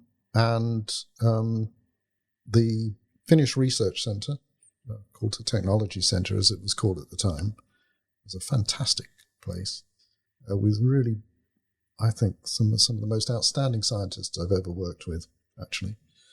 It was a mix of... what makes a really good scientist a good scientist? Right. People with... deep knowledge of their subject, right? Who keep abreast of the literature, but can apply what they learn from the literature and from their own research to create new things, always with a curious mind, always willing to try new things, going the extra mile, just loving the science, passionate about the science, right? It's not a job. It's vocation. It's a vocation. That's right. Yeah. When you're in that spot, that's when you can do your best work. Yeah. Right. Yeah. Some people call it the flow state. Yeah. That's the new phraseology now. Yeah. So there were lots of people there in the flow state. Yeah. Yeah. with great capabilities, and we were doing biotechnology research, we were doing carbohydrate chemistry research, we were doing nutrition and health research, or health and nutrition as we called it, shortly after I went there. And there was something happening so that this whole animal nutrition area was obviously fascinating. The research centre was supporting a lot of that research we were doing. Mm-hmm. So it's great for me to actually go there and be physically there and part of it and heading it. but there was a sort of trend emerging around human health and nutrition. I mean, I'm not saying it's been there a long time, but there was the industry, you could say, was really seeing opportunity here, right? And it was sort of just on the cusp of, and so we decided to sort of, push also quite heavily into that area as well, so health and nutrition, and develop all sorts of models for studying it alongside what we've been doing in animal nutrition as well. And that was a fantastic time. So, and I loved it in Finland. Wonderful people, great country, just fantastic. Then one day... They do a lot of sauna, don't they? And they do a lot of sauna. Yeah. Absolutely. It's good for them. Yeah, absolutely. Yeah, very, very good for them. They love the forest, collect mushrooms, collect blueberries. Really? Yeah, people, they're just passionate about just the environment. Yeah. It's as... You have to live amongst them in a way to, well, maybe you don't, I don't know, to really appreciate that. But you were touching on that yourself about 5 minutes ago. This, it's it was just a wonderful experience. But unfortunately, I could only stay there for a few years, 3 years. Why? Because Danisco acquired Coulter. And Danisco was kind of like you could say it was a larger, it's probably not quite true to say this, but it was a larger version of Coulter. A lot of synergy? There was a lot of opportunity because a lot of complementary capability, actually. So Danisco was actually also fairly diversified at a certain point, but had decided to focus on food or food and nutrition ingredients at the time it acquired Coulter. It acquired something else at the same time. It acquired this FFI unit because Coulter had actually fully acquired FFI. BP was no longer part of that. Yeah. FFI, functional... No, it's actually FinFeeds International. FinFeeds International. Believe it or not. Yeah. Not functional food ingredients. No. Actually, for at least it amuses me a little bit that the company eventually, DuPont Nutrition and Health, or DuPont Nutrition and Biosciences, as it was called in its latter state, was actually acquired by IFF. Right.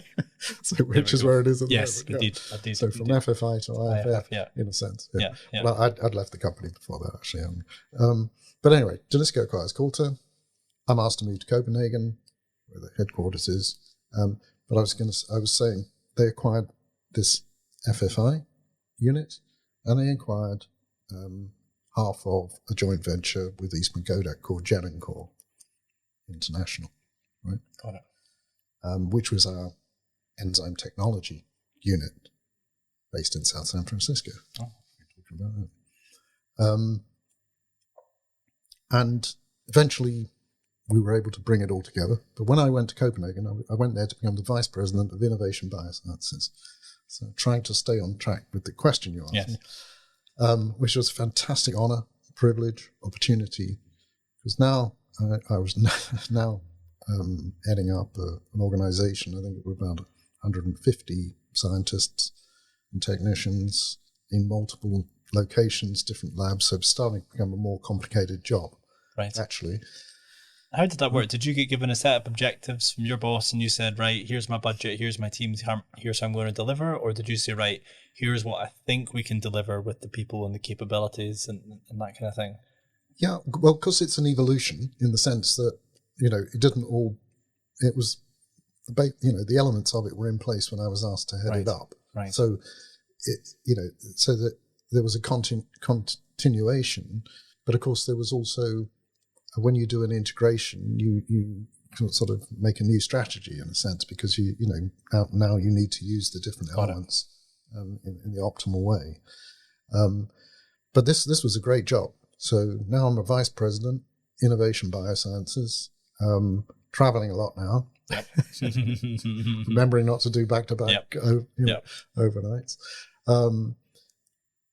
And it was just fantastic because now I could start to learn about new things.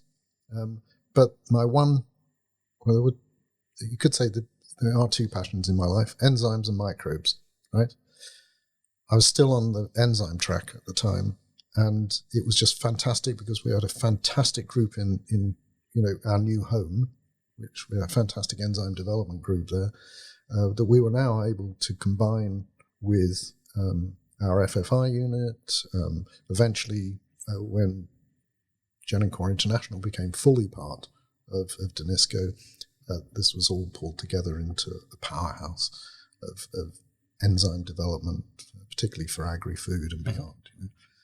And that's just so fulfilling, I have to say. To see the transformation of the company from food ingredients through to an industrial biotech powerhouse, and now health and nutrition's coming through, and we start to build that side of it. So, and because I was so passionate about all of this, I was sort of in the thick of it.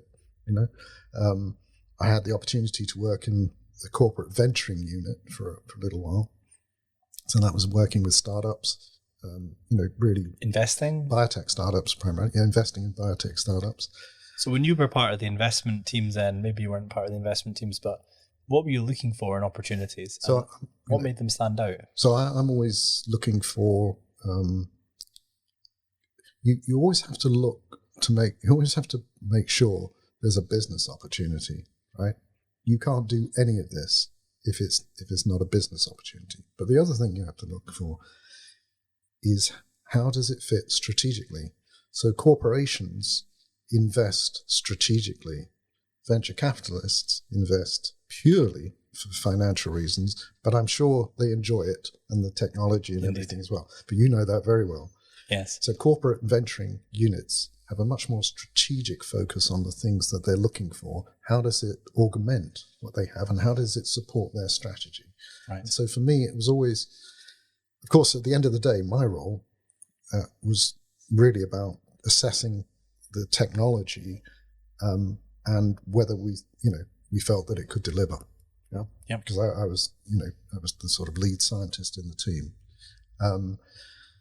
So I did this as a kind of stepping stone between the innovation biosciences head, and then this corporate venturing unit was established, and I said, I want to do that.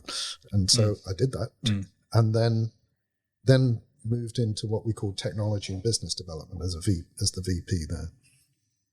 And my boss, who was just such a wonderful character, also a hugely amusing chap, but very clever, at a certain point decided he was going to retire. So he was basically the CTO or CSO of the company.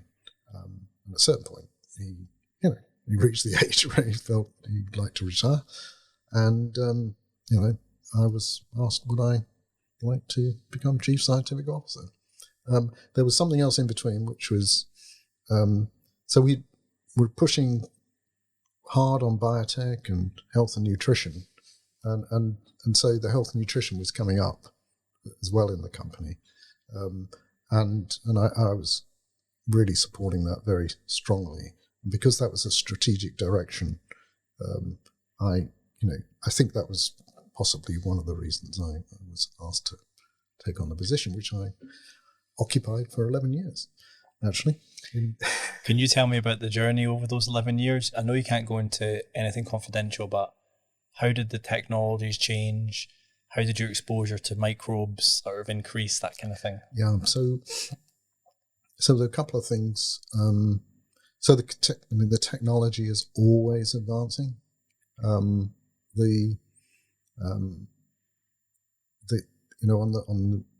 take the industrial biotech side of it, it's amazing how that keeps on advancing. But on the health and nutrition side of things too. So we had, so the company had acquired some starter culture businesses, actually very substantial. They were doing, here's what you start your process with, right? Yeah, that's right. Yeah. So the bugs or the microbes that are used to make yogurt and cheese, and these primarily and fermented. And they were sold to companies who made the yogurt and the cheese and that kind of thing. Exactly. Exactly. Very interesting. Exactly. How were they distributed? In huge vats Because the scale of the cheese and the yogurt is so big as well, right? Actually, the containers are much smaller than that Okay. that you distribute, because there are different ways of starting the process, but nonetheless, it's not huge. For enzymes, it is huge big. amounts, Yeah. So these are smaller containers, but Can I just ask another question on that? So you're sending a small container of a particular bug, which has been requested by the customer because they need that particular bug to make their product, and you submit it to them with some sort of analysis to say this is definitely that bug and we've quality controlled it, all that kind of stuff, right? All that stuff. So that's the business side from your company is making sure that they're getting the same product every single time, and you've got all the infrastructure to make it, and so on and so on. Absolutely. And that allows them to focus on making the cheese, and you focus on creating the bug. So that's the difference between an ingredient company and then a food company. Got it. Yeah. Got it. Yeah, Yeah, exactly. But there's a synergy there because the food company needs the ingredients. Yeah. Yeah, and the ingredient company needs to know about the process and needs to know about foods, because so you have to have a pilot dairy, a pilot bakery, whatever, in order to be able to develop these kinds of products. Yeah. So we were becoming more and more microbial in a sense, because now we had an industrial biotech business fully, within a very substantial one within the company, and now we had a growing microbial business in starter cultures, actually, which also took us actually into the field of probiotics, as you can imagine.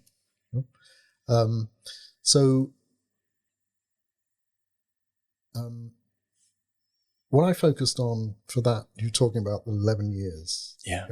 Right. So initially it was Danisco for 3, and then the rest was under DuPont, because DuPont acquired Danisco. It was, I think, largely a focus on a couple of things, really, on discovery R&D. Right? So DuPont is a very science-based company, a long history of science, and so much history. Fantastic. Yeah. It's incredible. And it was an honor, honestly. I felt it was an honor and a privilege to work for them, especially in this role. But there's no but, it's an and. I had the opportunity to work in discovery R&D to really look for those new things. Yeah. Where were we going next? Right. This is always, in a company like that, you have to be able to look forward into the future and say what is coming next, and you have to place some bets effectively, right? You have to invest in a portfolio of opportunities, right? Some of which need to return in the near future, in the sort of short to medium term. But if you're in discovery R&D, these are typically in the longer term, and I'm very comfortable in things that take a long time, and we'll come to the Microbiome Innovation Network in a minute to talk about that, because things do take a long time. Yes. And there was a couple of areas that I was particularly interested in that we started to pay attention to. One was next generation probiotics, right? Now the microbiome is coming into view. And the other was human milk oligosaccharides, which are another microbiome modulator, and play an incredibly important role in nurturing the immune system and protecting the infant in it as its breadfast in its first year of life. Yes. And you remember I mentioned a paper, Dietary Oligosaccharides, New Insights? Yeah, I was going to ask you at that point about the microbiome, but I figured we'd be coming back to it at some point. So in this period of time when I was able to read everything under the sun, and I continued to do that as part of my job, actually, and was really, I built this fantastic library. It was, even a database at that time, even though it was quite primitive at the time. And one of the things that stood out for me there was the topic of prebiotics, and then HMOs, human milk oligosaccharides. I'd read about, there was research being done on them, but they couldn't be produced as such. But it was just fascinating to understand what they did. And for the listener, prebiotics, a non-digestible form of essentially fibre, isn't it? That confers some sort of effect on the microbiome insofar as a particular group of bugs, or even kind of more precise than that, will grow and they have some health promoting property. Yeah. Is that the general gist of it? Yeah. So we can't digest it, but the bugs can. Yeah, exactly. And they're typically small chains of sugars that are bonded together in a certain way that our digestive tract, the human part of it, so to speak, or the mammalian part of it, cannot degrade, but the microbes in your gut can, and not all of them. Some more selectively hydrolyzed, so they tend to favour the good bacteria, if you like, putting it simplistically over the bad. The thing about HMOs, though, which I learned very early on in my literature review back in 1989, is that they have another function, and that is they actually mimic the sugar moieties or sugar molecules that sit on the epithelial cells that line the gut. Yeah, right. They mimic them. Huh. And so what happens? So when a pathogen, a nasty bacterium, if you like, comes into your digestive tract, one of the things, and they very often have very specific adherent molecules or proteins which actually bind to these sugar moieties. They recognize them and they bind on. And there are different types, like certain types of E. coli, they bind to mannose-rich residues or moieties that are present on these epithelial cells. And they get a foothold, and then they start to grow and invade, right? HMOs actually basically trap the pathogens as they flow through the digestive tract, sort of fooling them, if you like. Interesting. That they are the gut epithelial barrier. Yeah, and they just flush them out. So brilliant. The other thing that they do, which you were talking about, James, is that they feed a selective population of bacteria in the gut, and especially favourable to protecting the young infant. Right. Protecting it against pathogens again, but also they have an effect on the immune system. Right? It seems that there's a requirement for establishing a certain type of microbiota in the infant gut to help the immune system develop in the right kind of way. If you don't do that if you through an antibiotic intervention, or if you're born by a C-section and not breastfed, right? If you're not breastfed at all, you might develop a different kind of microbiota, and your immune system might not develop in a way that it's able to tolerate certain types of allergens and the like. There's even a link to obesity, actually, through antibiotic interventions has been linked in childbirth, has been linked to obesity. And of course, you know all these things, James. But I think it's truly fascinating, and HMOs play a crucial role in it. It's the third major component in human breast milk. And when I wrote the paper, didn't know that, in Dietary, this paper, a small review, together with some very notable colleagues, actually, I speculated that, if ever we could produce these things, they would make such an important difference to people's lives. I hope. That would be the hope. Because also they could potentially be used for adult therapeutic purposes. And they are being explored for that. They are, yeah. Anyway, the technology exists now to produce these at scale. How do we produce them? They're produced through fermentation. Right. That good old process that we talked about on and off throughout. Yeah. So they're produced through fermentation. Right. You can produce them through chemical synthesis, but fermentation is the preferred route. Got it. And a whole variety of these types of HMO are produced by different companies around the world today. So my journey into microbiome, in a way, as I said, started with Agrobacterium rhizogenes and how it worked with the plant host. Yeah. It then became a little bit more complex microbiome with animal nutrition. And then this whole field of human health and nutrition, particularly starting with the infant, I've found fascinating for quite some years. Right. And I had the privilege and pleasure, actually, because it's always a pleasure to work as chief scientist, kind of able to steer and guide and bring people together to work on these very interesting challenges and problems and opportunities. And the next generation probiotics side of it led to us establishing what we called our microbiome venture, or human microbiome venture, which was launched, I think, in 2017. With that ambition of really going to the next level. And it's not all about microbes per se, but it's about microbiome, different kinds of microbiome modulating opportunities, if you like.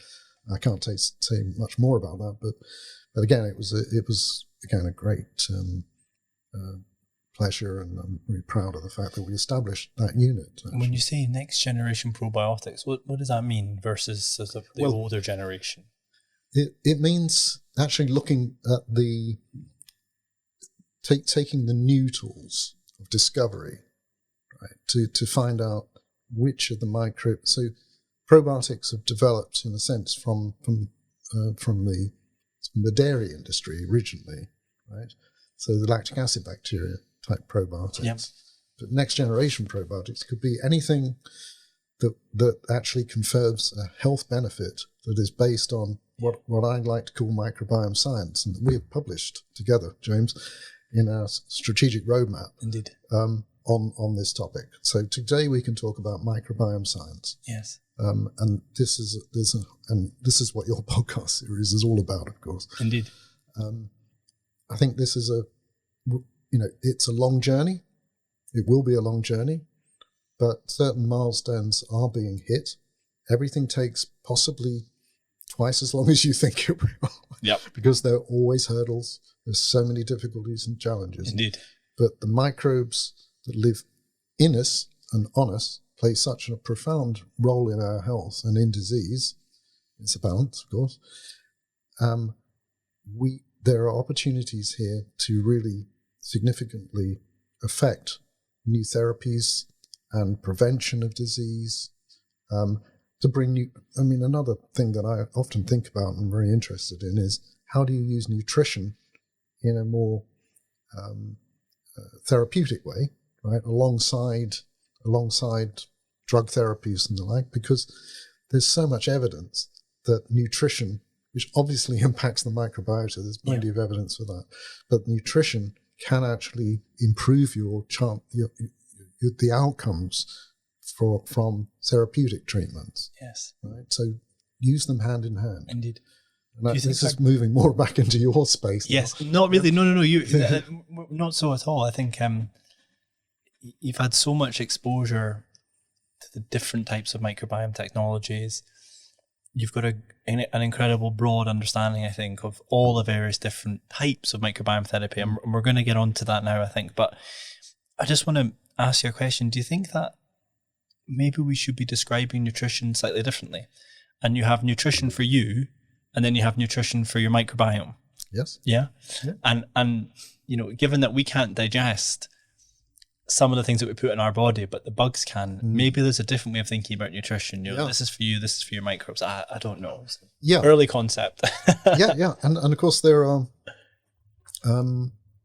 you could say, in a way, we have been working in that space through the use of prebiotics in particular. Yeah. Right. The prebiotics are clearly nutrition for the microbes. For sure. And HMOs are nature's natural prebiotic, if you like. Prebiotic, you have to put a big plus on that because they do so many other things.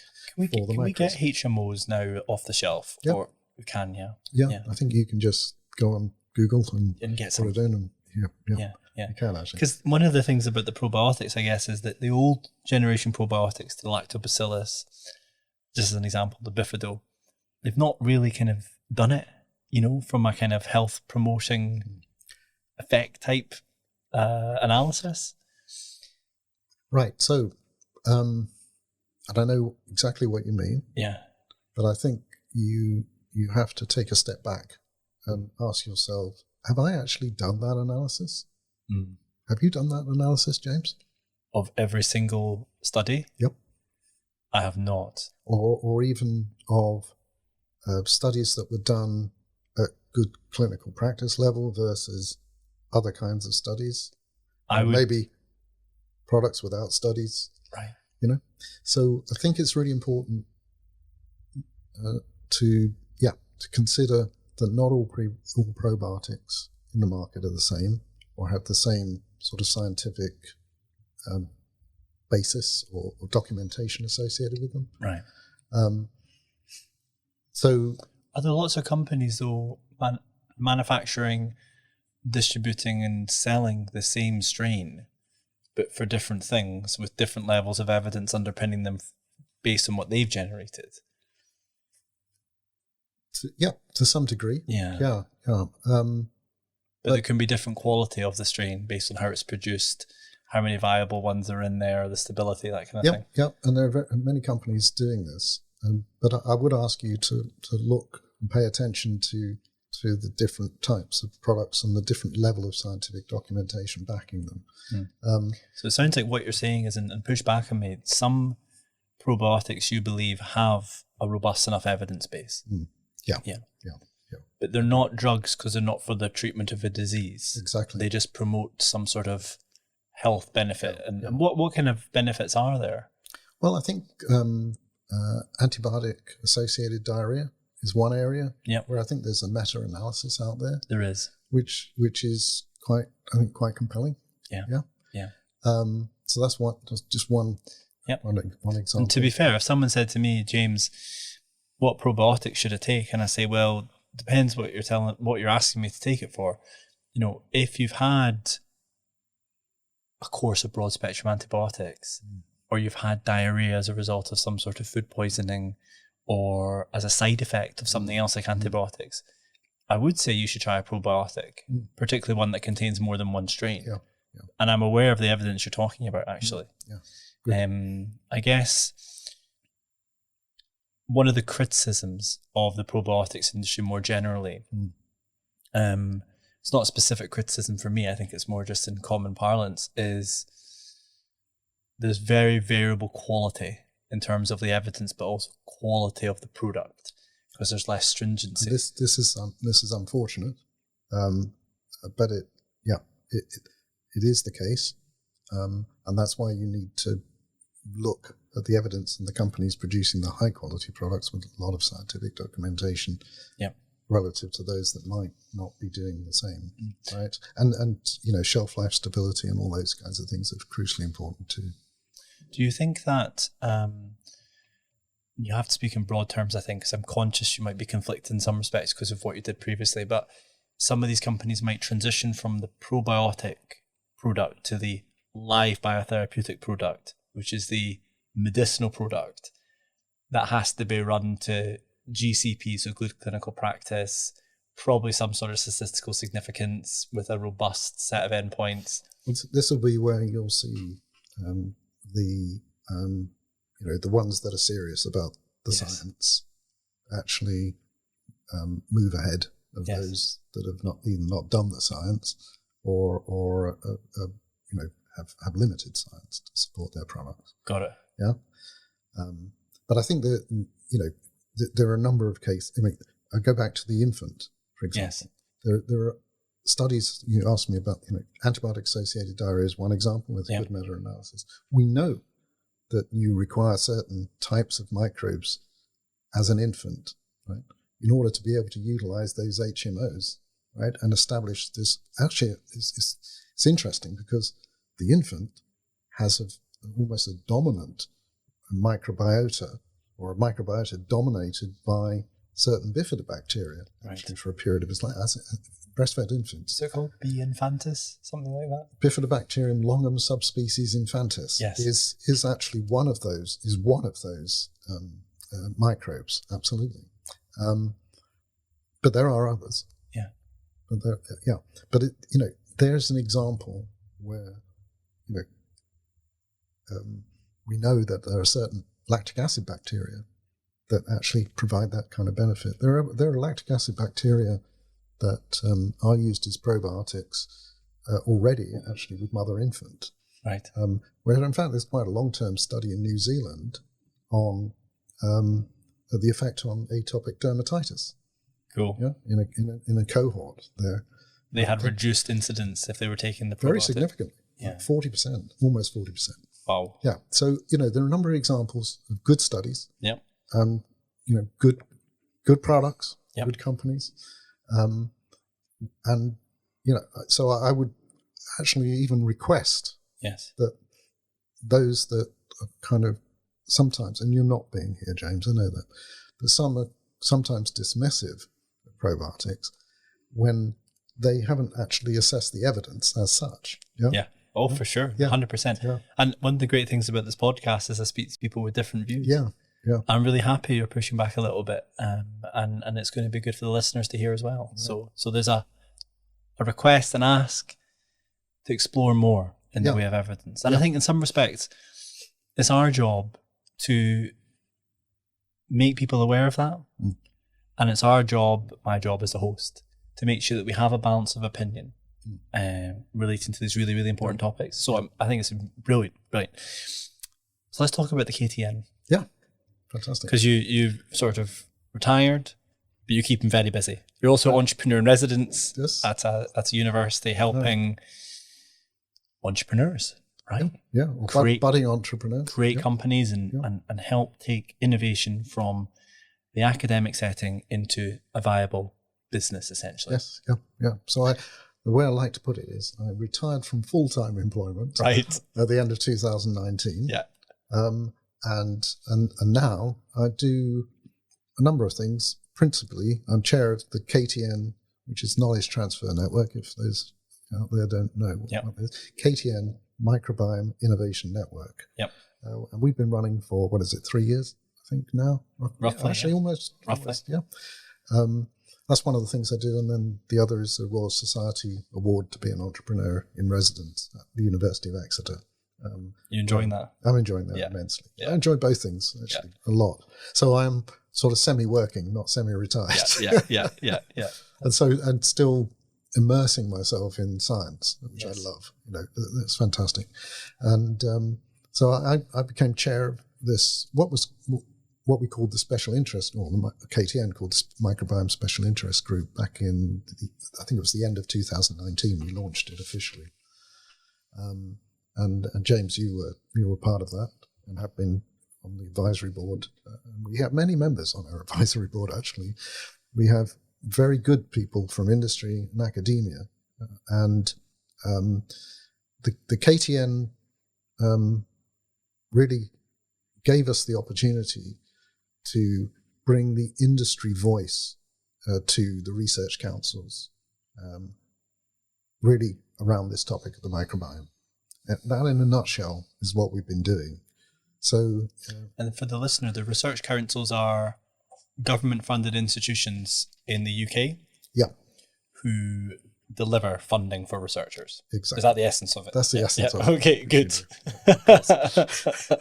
So, I remember, I'm not sure you were at the very first meeting when we were kind of just sort of scoping. Yeah.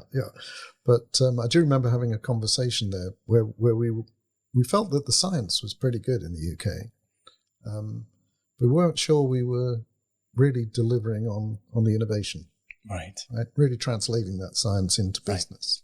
Right. That was almost, there must have been about 20 of us sitting around the table. And I think that was what most of us agreed was the case. Yeah. So we set about writing something we called our strategic roadmap, or strategic microbiome roadmap, which we published eventually at the beginning of 2021. And you wrote a fabulous chapter there, James, on IMT. IMT, indeed, yeah. Yeah, intestinal microbiota transfer. Indeed. I'm trying hard to move us away from the fecal microbiota transfer. Absolutely, yeah. Because I think IMT is more representative of what it actually is. Yeah. We do need to continue, though, to revise the nomenclature. And I'm at the moment tasked by myself, actually, I have to say, with finding a name for the industry developed IMT-like, but differentiated in so many different ways, therapies in which you take the starting material, which is a donation, you subject it to some sort of industrial process, or it's still minimally manipulated maybe, or it's manipulated, I don't know, and you end up with something. Yes. And it's that something that I'm looking for in terms of a definition. Maybe it will come to me at some point. Yeah. But I think the IMT is a medical procedure. Yeah. It's not a product per se. Right. Because IMT involves the administration of something, whereas the product is it. And it forms part of, I guess, an administration at a later date. And you did have a term actually that I think whole ecosystem, I think, is a term I used. Yeah. Whole ecosystem.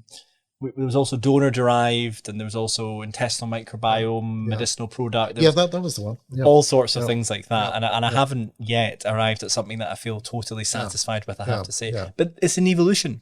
Yeah. And we refine and we tweak and we get better. So that's a task I'm working on at the moment.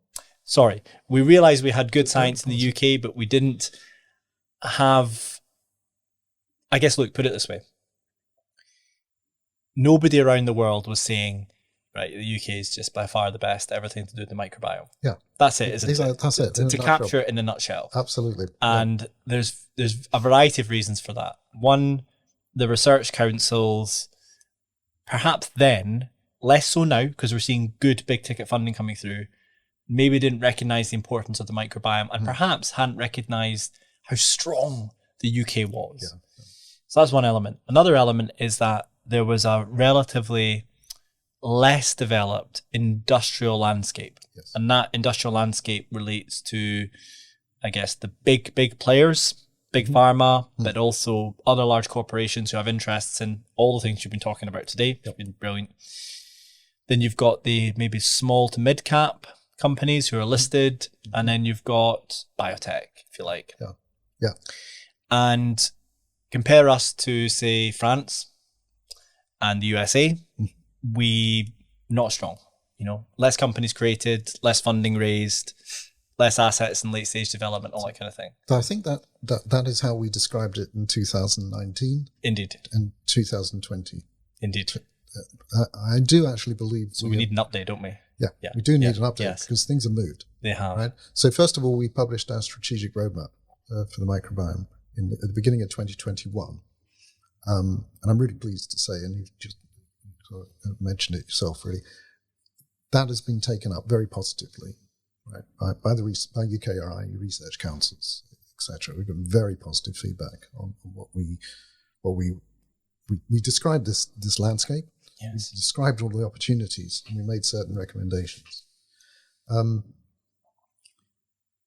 do think we've done a couple of other things. One, we did the landscape map, which was really to describe all the institutions, universities, and institutes, as well as all the companies involved in microbiome research and development in the UK, and to make it accessible. This is actually online, and anybody can tap into it. Just put microbiome landscape map into. You can put KTN, but I don't think you even need to do that. Into Google or whatever other browser you might be using, and then you'll find this fantastic tool that can give you access to what's going on in the UK. Even projects are listed there that are being run. But we more recently we've undertaken a new report for Innovate UK. Where we went to another level of detail and another level of recommendations. And we started to realize, we realized this certainly in our first report, the strategic roadmap, that the science in the UK is absolutely top-notch around microbiome. The UK is actually, if you do scientific literature search, look for high-impact publications, etc. Right. And even on the IP side, we are scoring very, very high. We're right up there. Fantastic. Yep. We have been working on... I did not know that. Okay. So that is great. Yeah. That is fantastic. So good. I'm very confident to say these days we're a world leader in microbiome science. You know? The question then is, are we a world leader in microbiome innovation? And the answer to that actually is probably yes. So recent data actually coming from France. Oh, really? Yeah. We know that France has a very, we both know this. Yes. France has a very special history in the field of microbiology, food and health. Right? Yes, it does. You know, Pasteur Institute and Mechnikov and, you know, the whole history of France's development of microbiology was a natural winner in this new field of microbiome. Yeah? They did a study there and reported where by actually number of candidates that are being explored. I don't know whether it was by entering the clinic or maybe just in preclinical and clinical studies, but based on candidates either in preclinical or clinical studies, the UK came out fourth in the world, which I didn't think was too bad. The US, of course, is there. France is there, is third. South Korea. South Korea, yeah. Unbelievable. Yeah, well, not unbelievable. No, you're right. Hats off, right? I mean, I'm just back from Bio Europe, and there was a few companies from South Korea there. Yeah. Fascinating. Yeah. So we're fourth, and in a good fourth. We're not like a distant fourth. Fantastic. So we're moving, and I know the kind of things you've been doing at Enterobiotics is addressing one of the gaps that we actually had, I think, in the UK, but we don't, with this development, have so much now, which is on the manufacturing side of things. I think we're in GMP certification. Congratulations. Thank you very much. GMP certification. Yep. I think that was one of the things 2 years ago, right? Well, we said we have a big gap. We would always have to go somewhere else to produce. Right? Yes. But there's no reason why we can't in the UK be the best in the whole world at microbial manufacturing, if you like, or you could go even broader, actually. Pharmaceutical manufacturing or LBP manufacturing, anything like that. There's no reason why we can't be, and we should be. We should be. We need to find ways to build more infrastructure, build more capability. I strongly believe that you have to take some risks, and you have to put money down, and perhaps build before it's all there and ready in terms of uptake from the product side. But that we need to do that if we want to be the company who's doing the most in the way of microbial manufacturing, because drugs are going to move to phase 2, phase 3 commercial, and they're going to go, right, okay, where am I doing my next study, or where am I going to essentially get my commercial supply from? And if we're not there, operational, ready to go, fully certified, amazing staff, and a track record, people are going to go elsewhere. Yeah, absolutely. And so I'm very excited by the developments at Enterobiotics. We have we know COVID showed the world how great we are at running clinical trials. Oh, absolutely. The whole health service setup that we have. Absolutely. We can run them. We can go at pace. So we have a first-class setup there, actually, and that's one of our, you could say, points of differentiation. Indeed. Compared to some other countries. So how do we become the best? How do we become number one? Right. So we've made some recommendations in our strategic roadmap, and we've made more recommendations, more specific, in the Innovate UK report, which is not yet published, but will be in the next few months. I can't go into those right now because they're still under embargo. But in general terms, right, we need to. One of the things the UK is where we're a little bit different to some other places. Is a lot of our research in this field is dispersed across quite a number of many universities and institutes. So you find really good science in many different places. What we need to do is somehow try and bring that together, aggregate it, and use that sort of scaling effect to work on taking us to the next level. And this is what that's the nub of it, really, because otherwise institutions will work in silos. Of course, they form their own specific collaborations, but if you are an institution and you have fantastic, let's say, sequencing set up, right? Somewhere like the Quadram Institute, for example. Indeed. Right? Do you have equally good metabolomics expertise, right? Do you have equally good microbiology, per se, right? Possibly not all in the one place, right? Wherever you look. But if you actually look at it collectively, we have everything. Yeah. And if only we can sort of join it up. So one of the recommendations we made, which might sound a bit superficial, but I actually think it will make a big difference, just as sort of to get us into a new space, into a new place, would be to establish a microbiome network of networks. And that is where we do try and join things up much more effectively. And when we say we, of course, we as such cannot do this. We can catalyze, we can recommend, but at the end of the day, it has to be the research councils that do this. And I actually have high hopes that we will be able to do this eventually. Now, that will be one step. Then there are infrastructure gaps, or have been.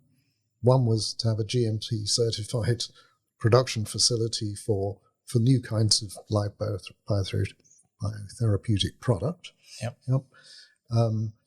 Which I believe with your investment for sure in antibiotics, for sure, probably filling that gap now. Yep, I think we can tick a box. I mean, I guess we're not a CDMO, but there's still definitely evidence now that can be put forward to somebody, or any interested party to say it has been achieved. Yeah, exactly. Obviously, we're really excited about it.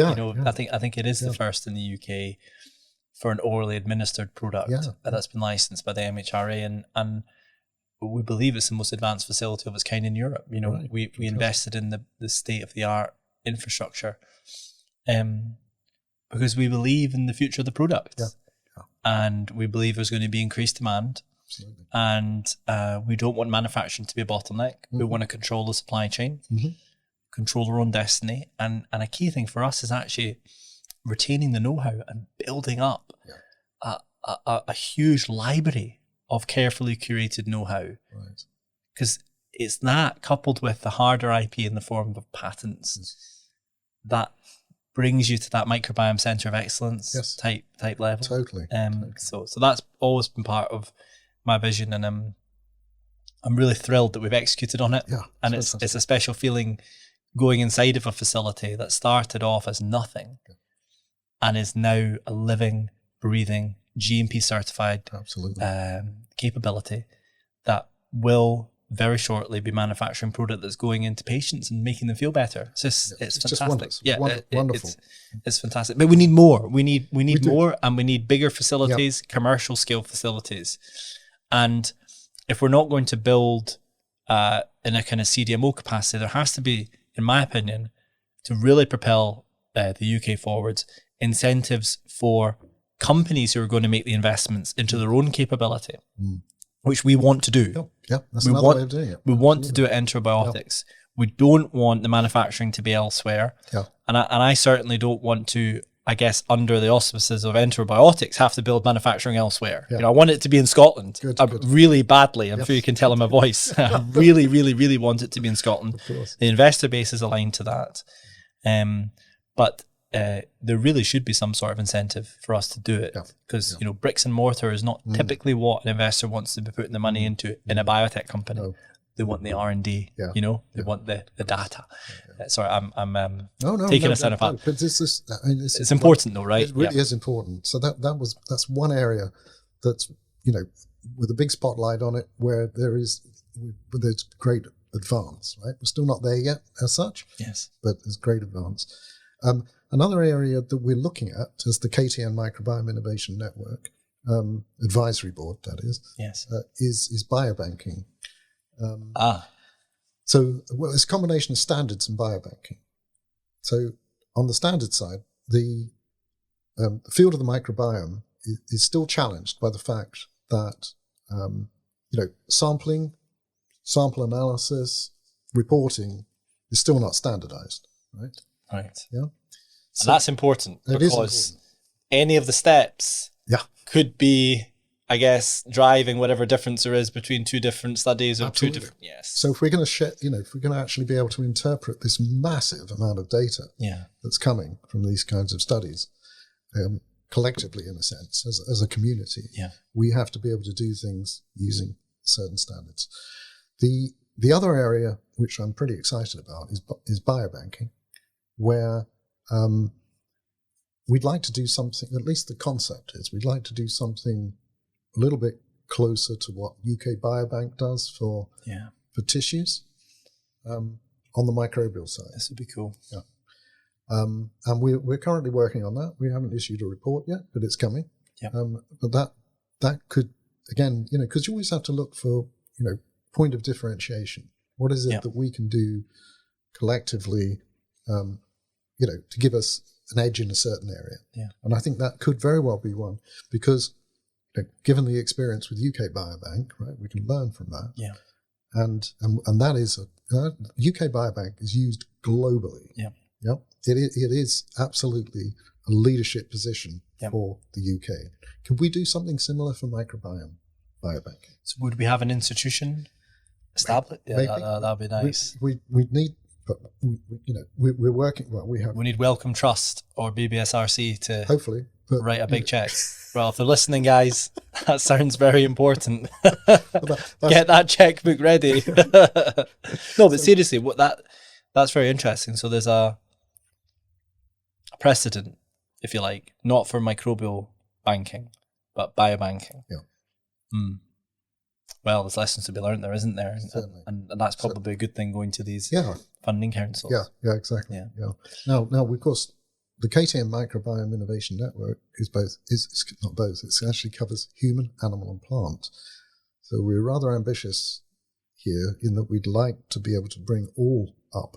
Now, of course, reality is that microbiome research investment is much higher in the human area than it is in the other two. But again, if we can sort of leverage from one to the other by bringing the communities together through this network of networks, we will at least be able to edge towards a higher level, right, of overall, I would say, impact. Because impact we're talking about, isn't it? Impact in the sphere of microbiome. For entrepreneurs, they need to know where to go to get support, right? Not just financial, right? Typically, they can find seed funds or, the investors that sort of help get things going. Things going around certain universities or the like. But they need guidance. They need to know, how do you approach this area, right? They need to know, how do they protect IP? So basics, actually. How do you protect IP? They need to know about Nagoya. They need to know about the regulatory side of things, which is not straightforward. You know better than I do in that. Well, when I started, I knew nothing about nothing. Yeah. Yeah, I didn't know anything. I believe that. I no, seriously, I really didn't know anything. But I actually didn't really know anything. But what I did know was that the microbiome was very important, and that there were maybe billions of people on the planet who could benefit through improvement to the microbiome that could be delivered through a drug product, or something like a probiotic, which is over the counter, or a prebiotic, or maybe at a more fundamental level, just really good diet, right, and nutrition. Yeah. But I believed that so strongly that my conviction and desire essentially just allowed me to gather momentum, and I was learning so intensely at the same time as moving things forward. It just kind of worked out, and it just kind of happened. I think if you want something badly enough, and you've got enough belief in your mission and your vision, then you can make it happen. But also, I think some are natural entrepreneurs. Right. I think you're one of those, actually. Who has the energy, drive, conviction just to do these things. Others just need a bit more support. Indeed. Right. And it would, one of our recommendations, actually, that we did make in the strategic roadmap, was that, it would be useful to have some sort of innovation hub kind of set up where you could go for this kind of support. Yeah. We're not there yet, but what I have seen since we started over, 3 years ago, seeing the needle moving in the right direction. Yeah? Fantastic. So we'll have to wait to see what actually transpires, because at the end of the day, I want to be able to look back and see that we did something impactful. Right? 100%. I'd like to think we can turn our, hopefully on the human side, that comes sort of earlier, but on the plant side and animal side, can we do something similar? Yes. Yeah? So this whole topic of carbon farming I find fascinating, and microbiome is quite one of the key components of that. Soil microbiome or plant microbiome. Mm-hmm. There are, if you're not aware of this, those listening, there are microbes that live in plants, actually in plants, and do good things for plants. Right. Yeah? Not just on plants or in the soil, they live in plants. You might think that a plant is sterile, but it's not. It's actually hosting many different kind of microbes living in a symbiosis for mutual benefit. Yeah. So, we talked earlier about carbon farming. Could that be something? And can we do something more for these different sectors? In the same way that I think we're starting to move the needle for the human health sector. Fantastic. Andrew, we've been speaking for quite some time. You've probably lost track of time.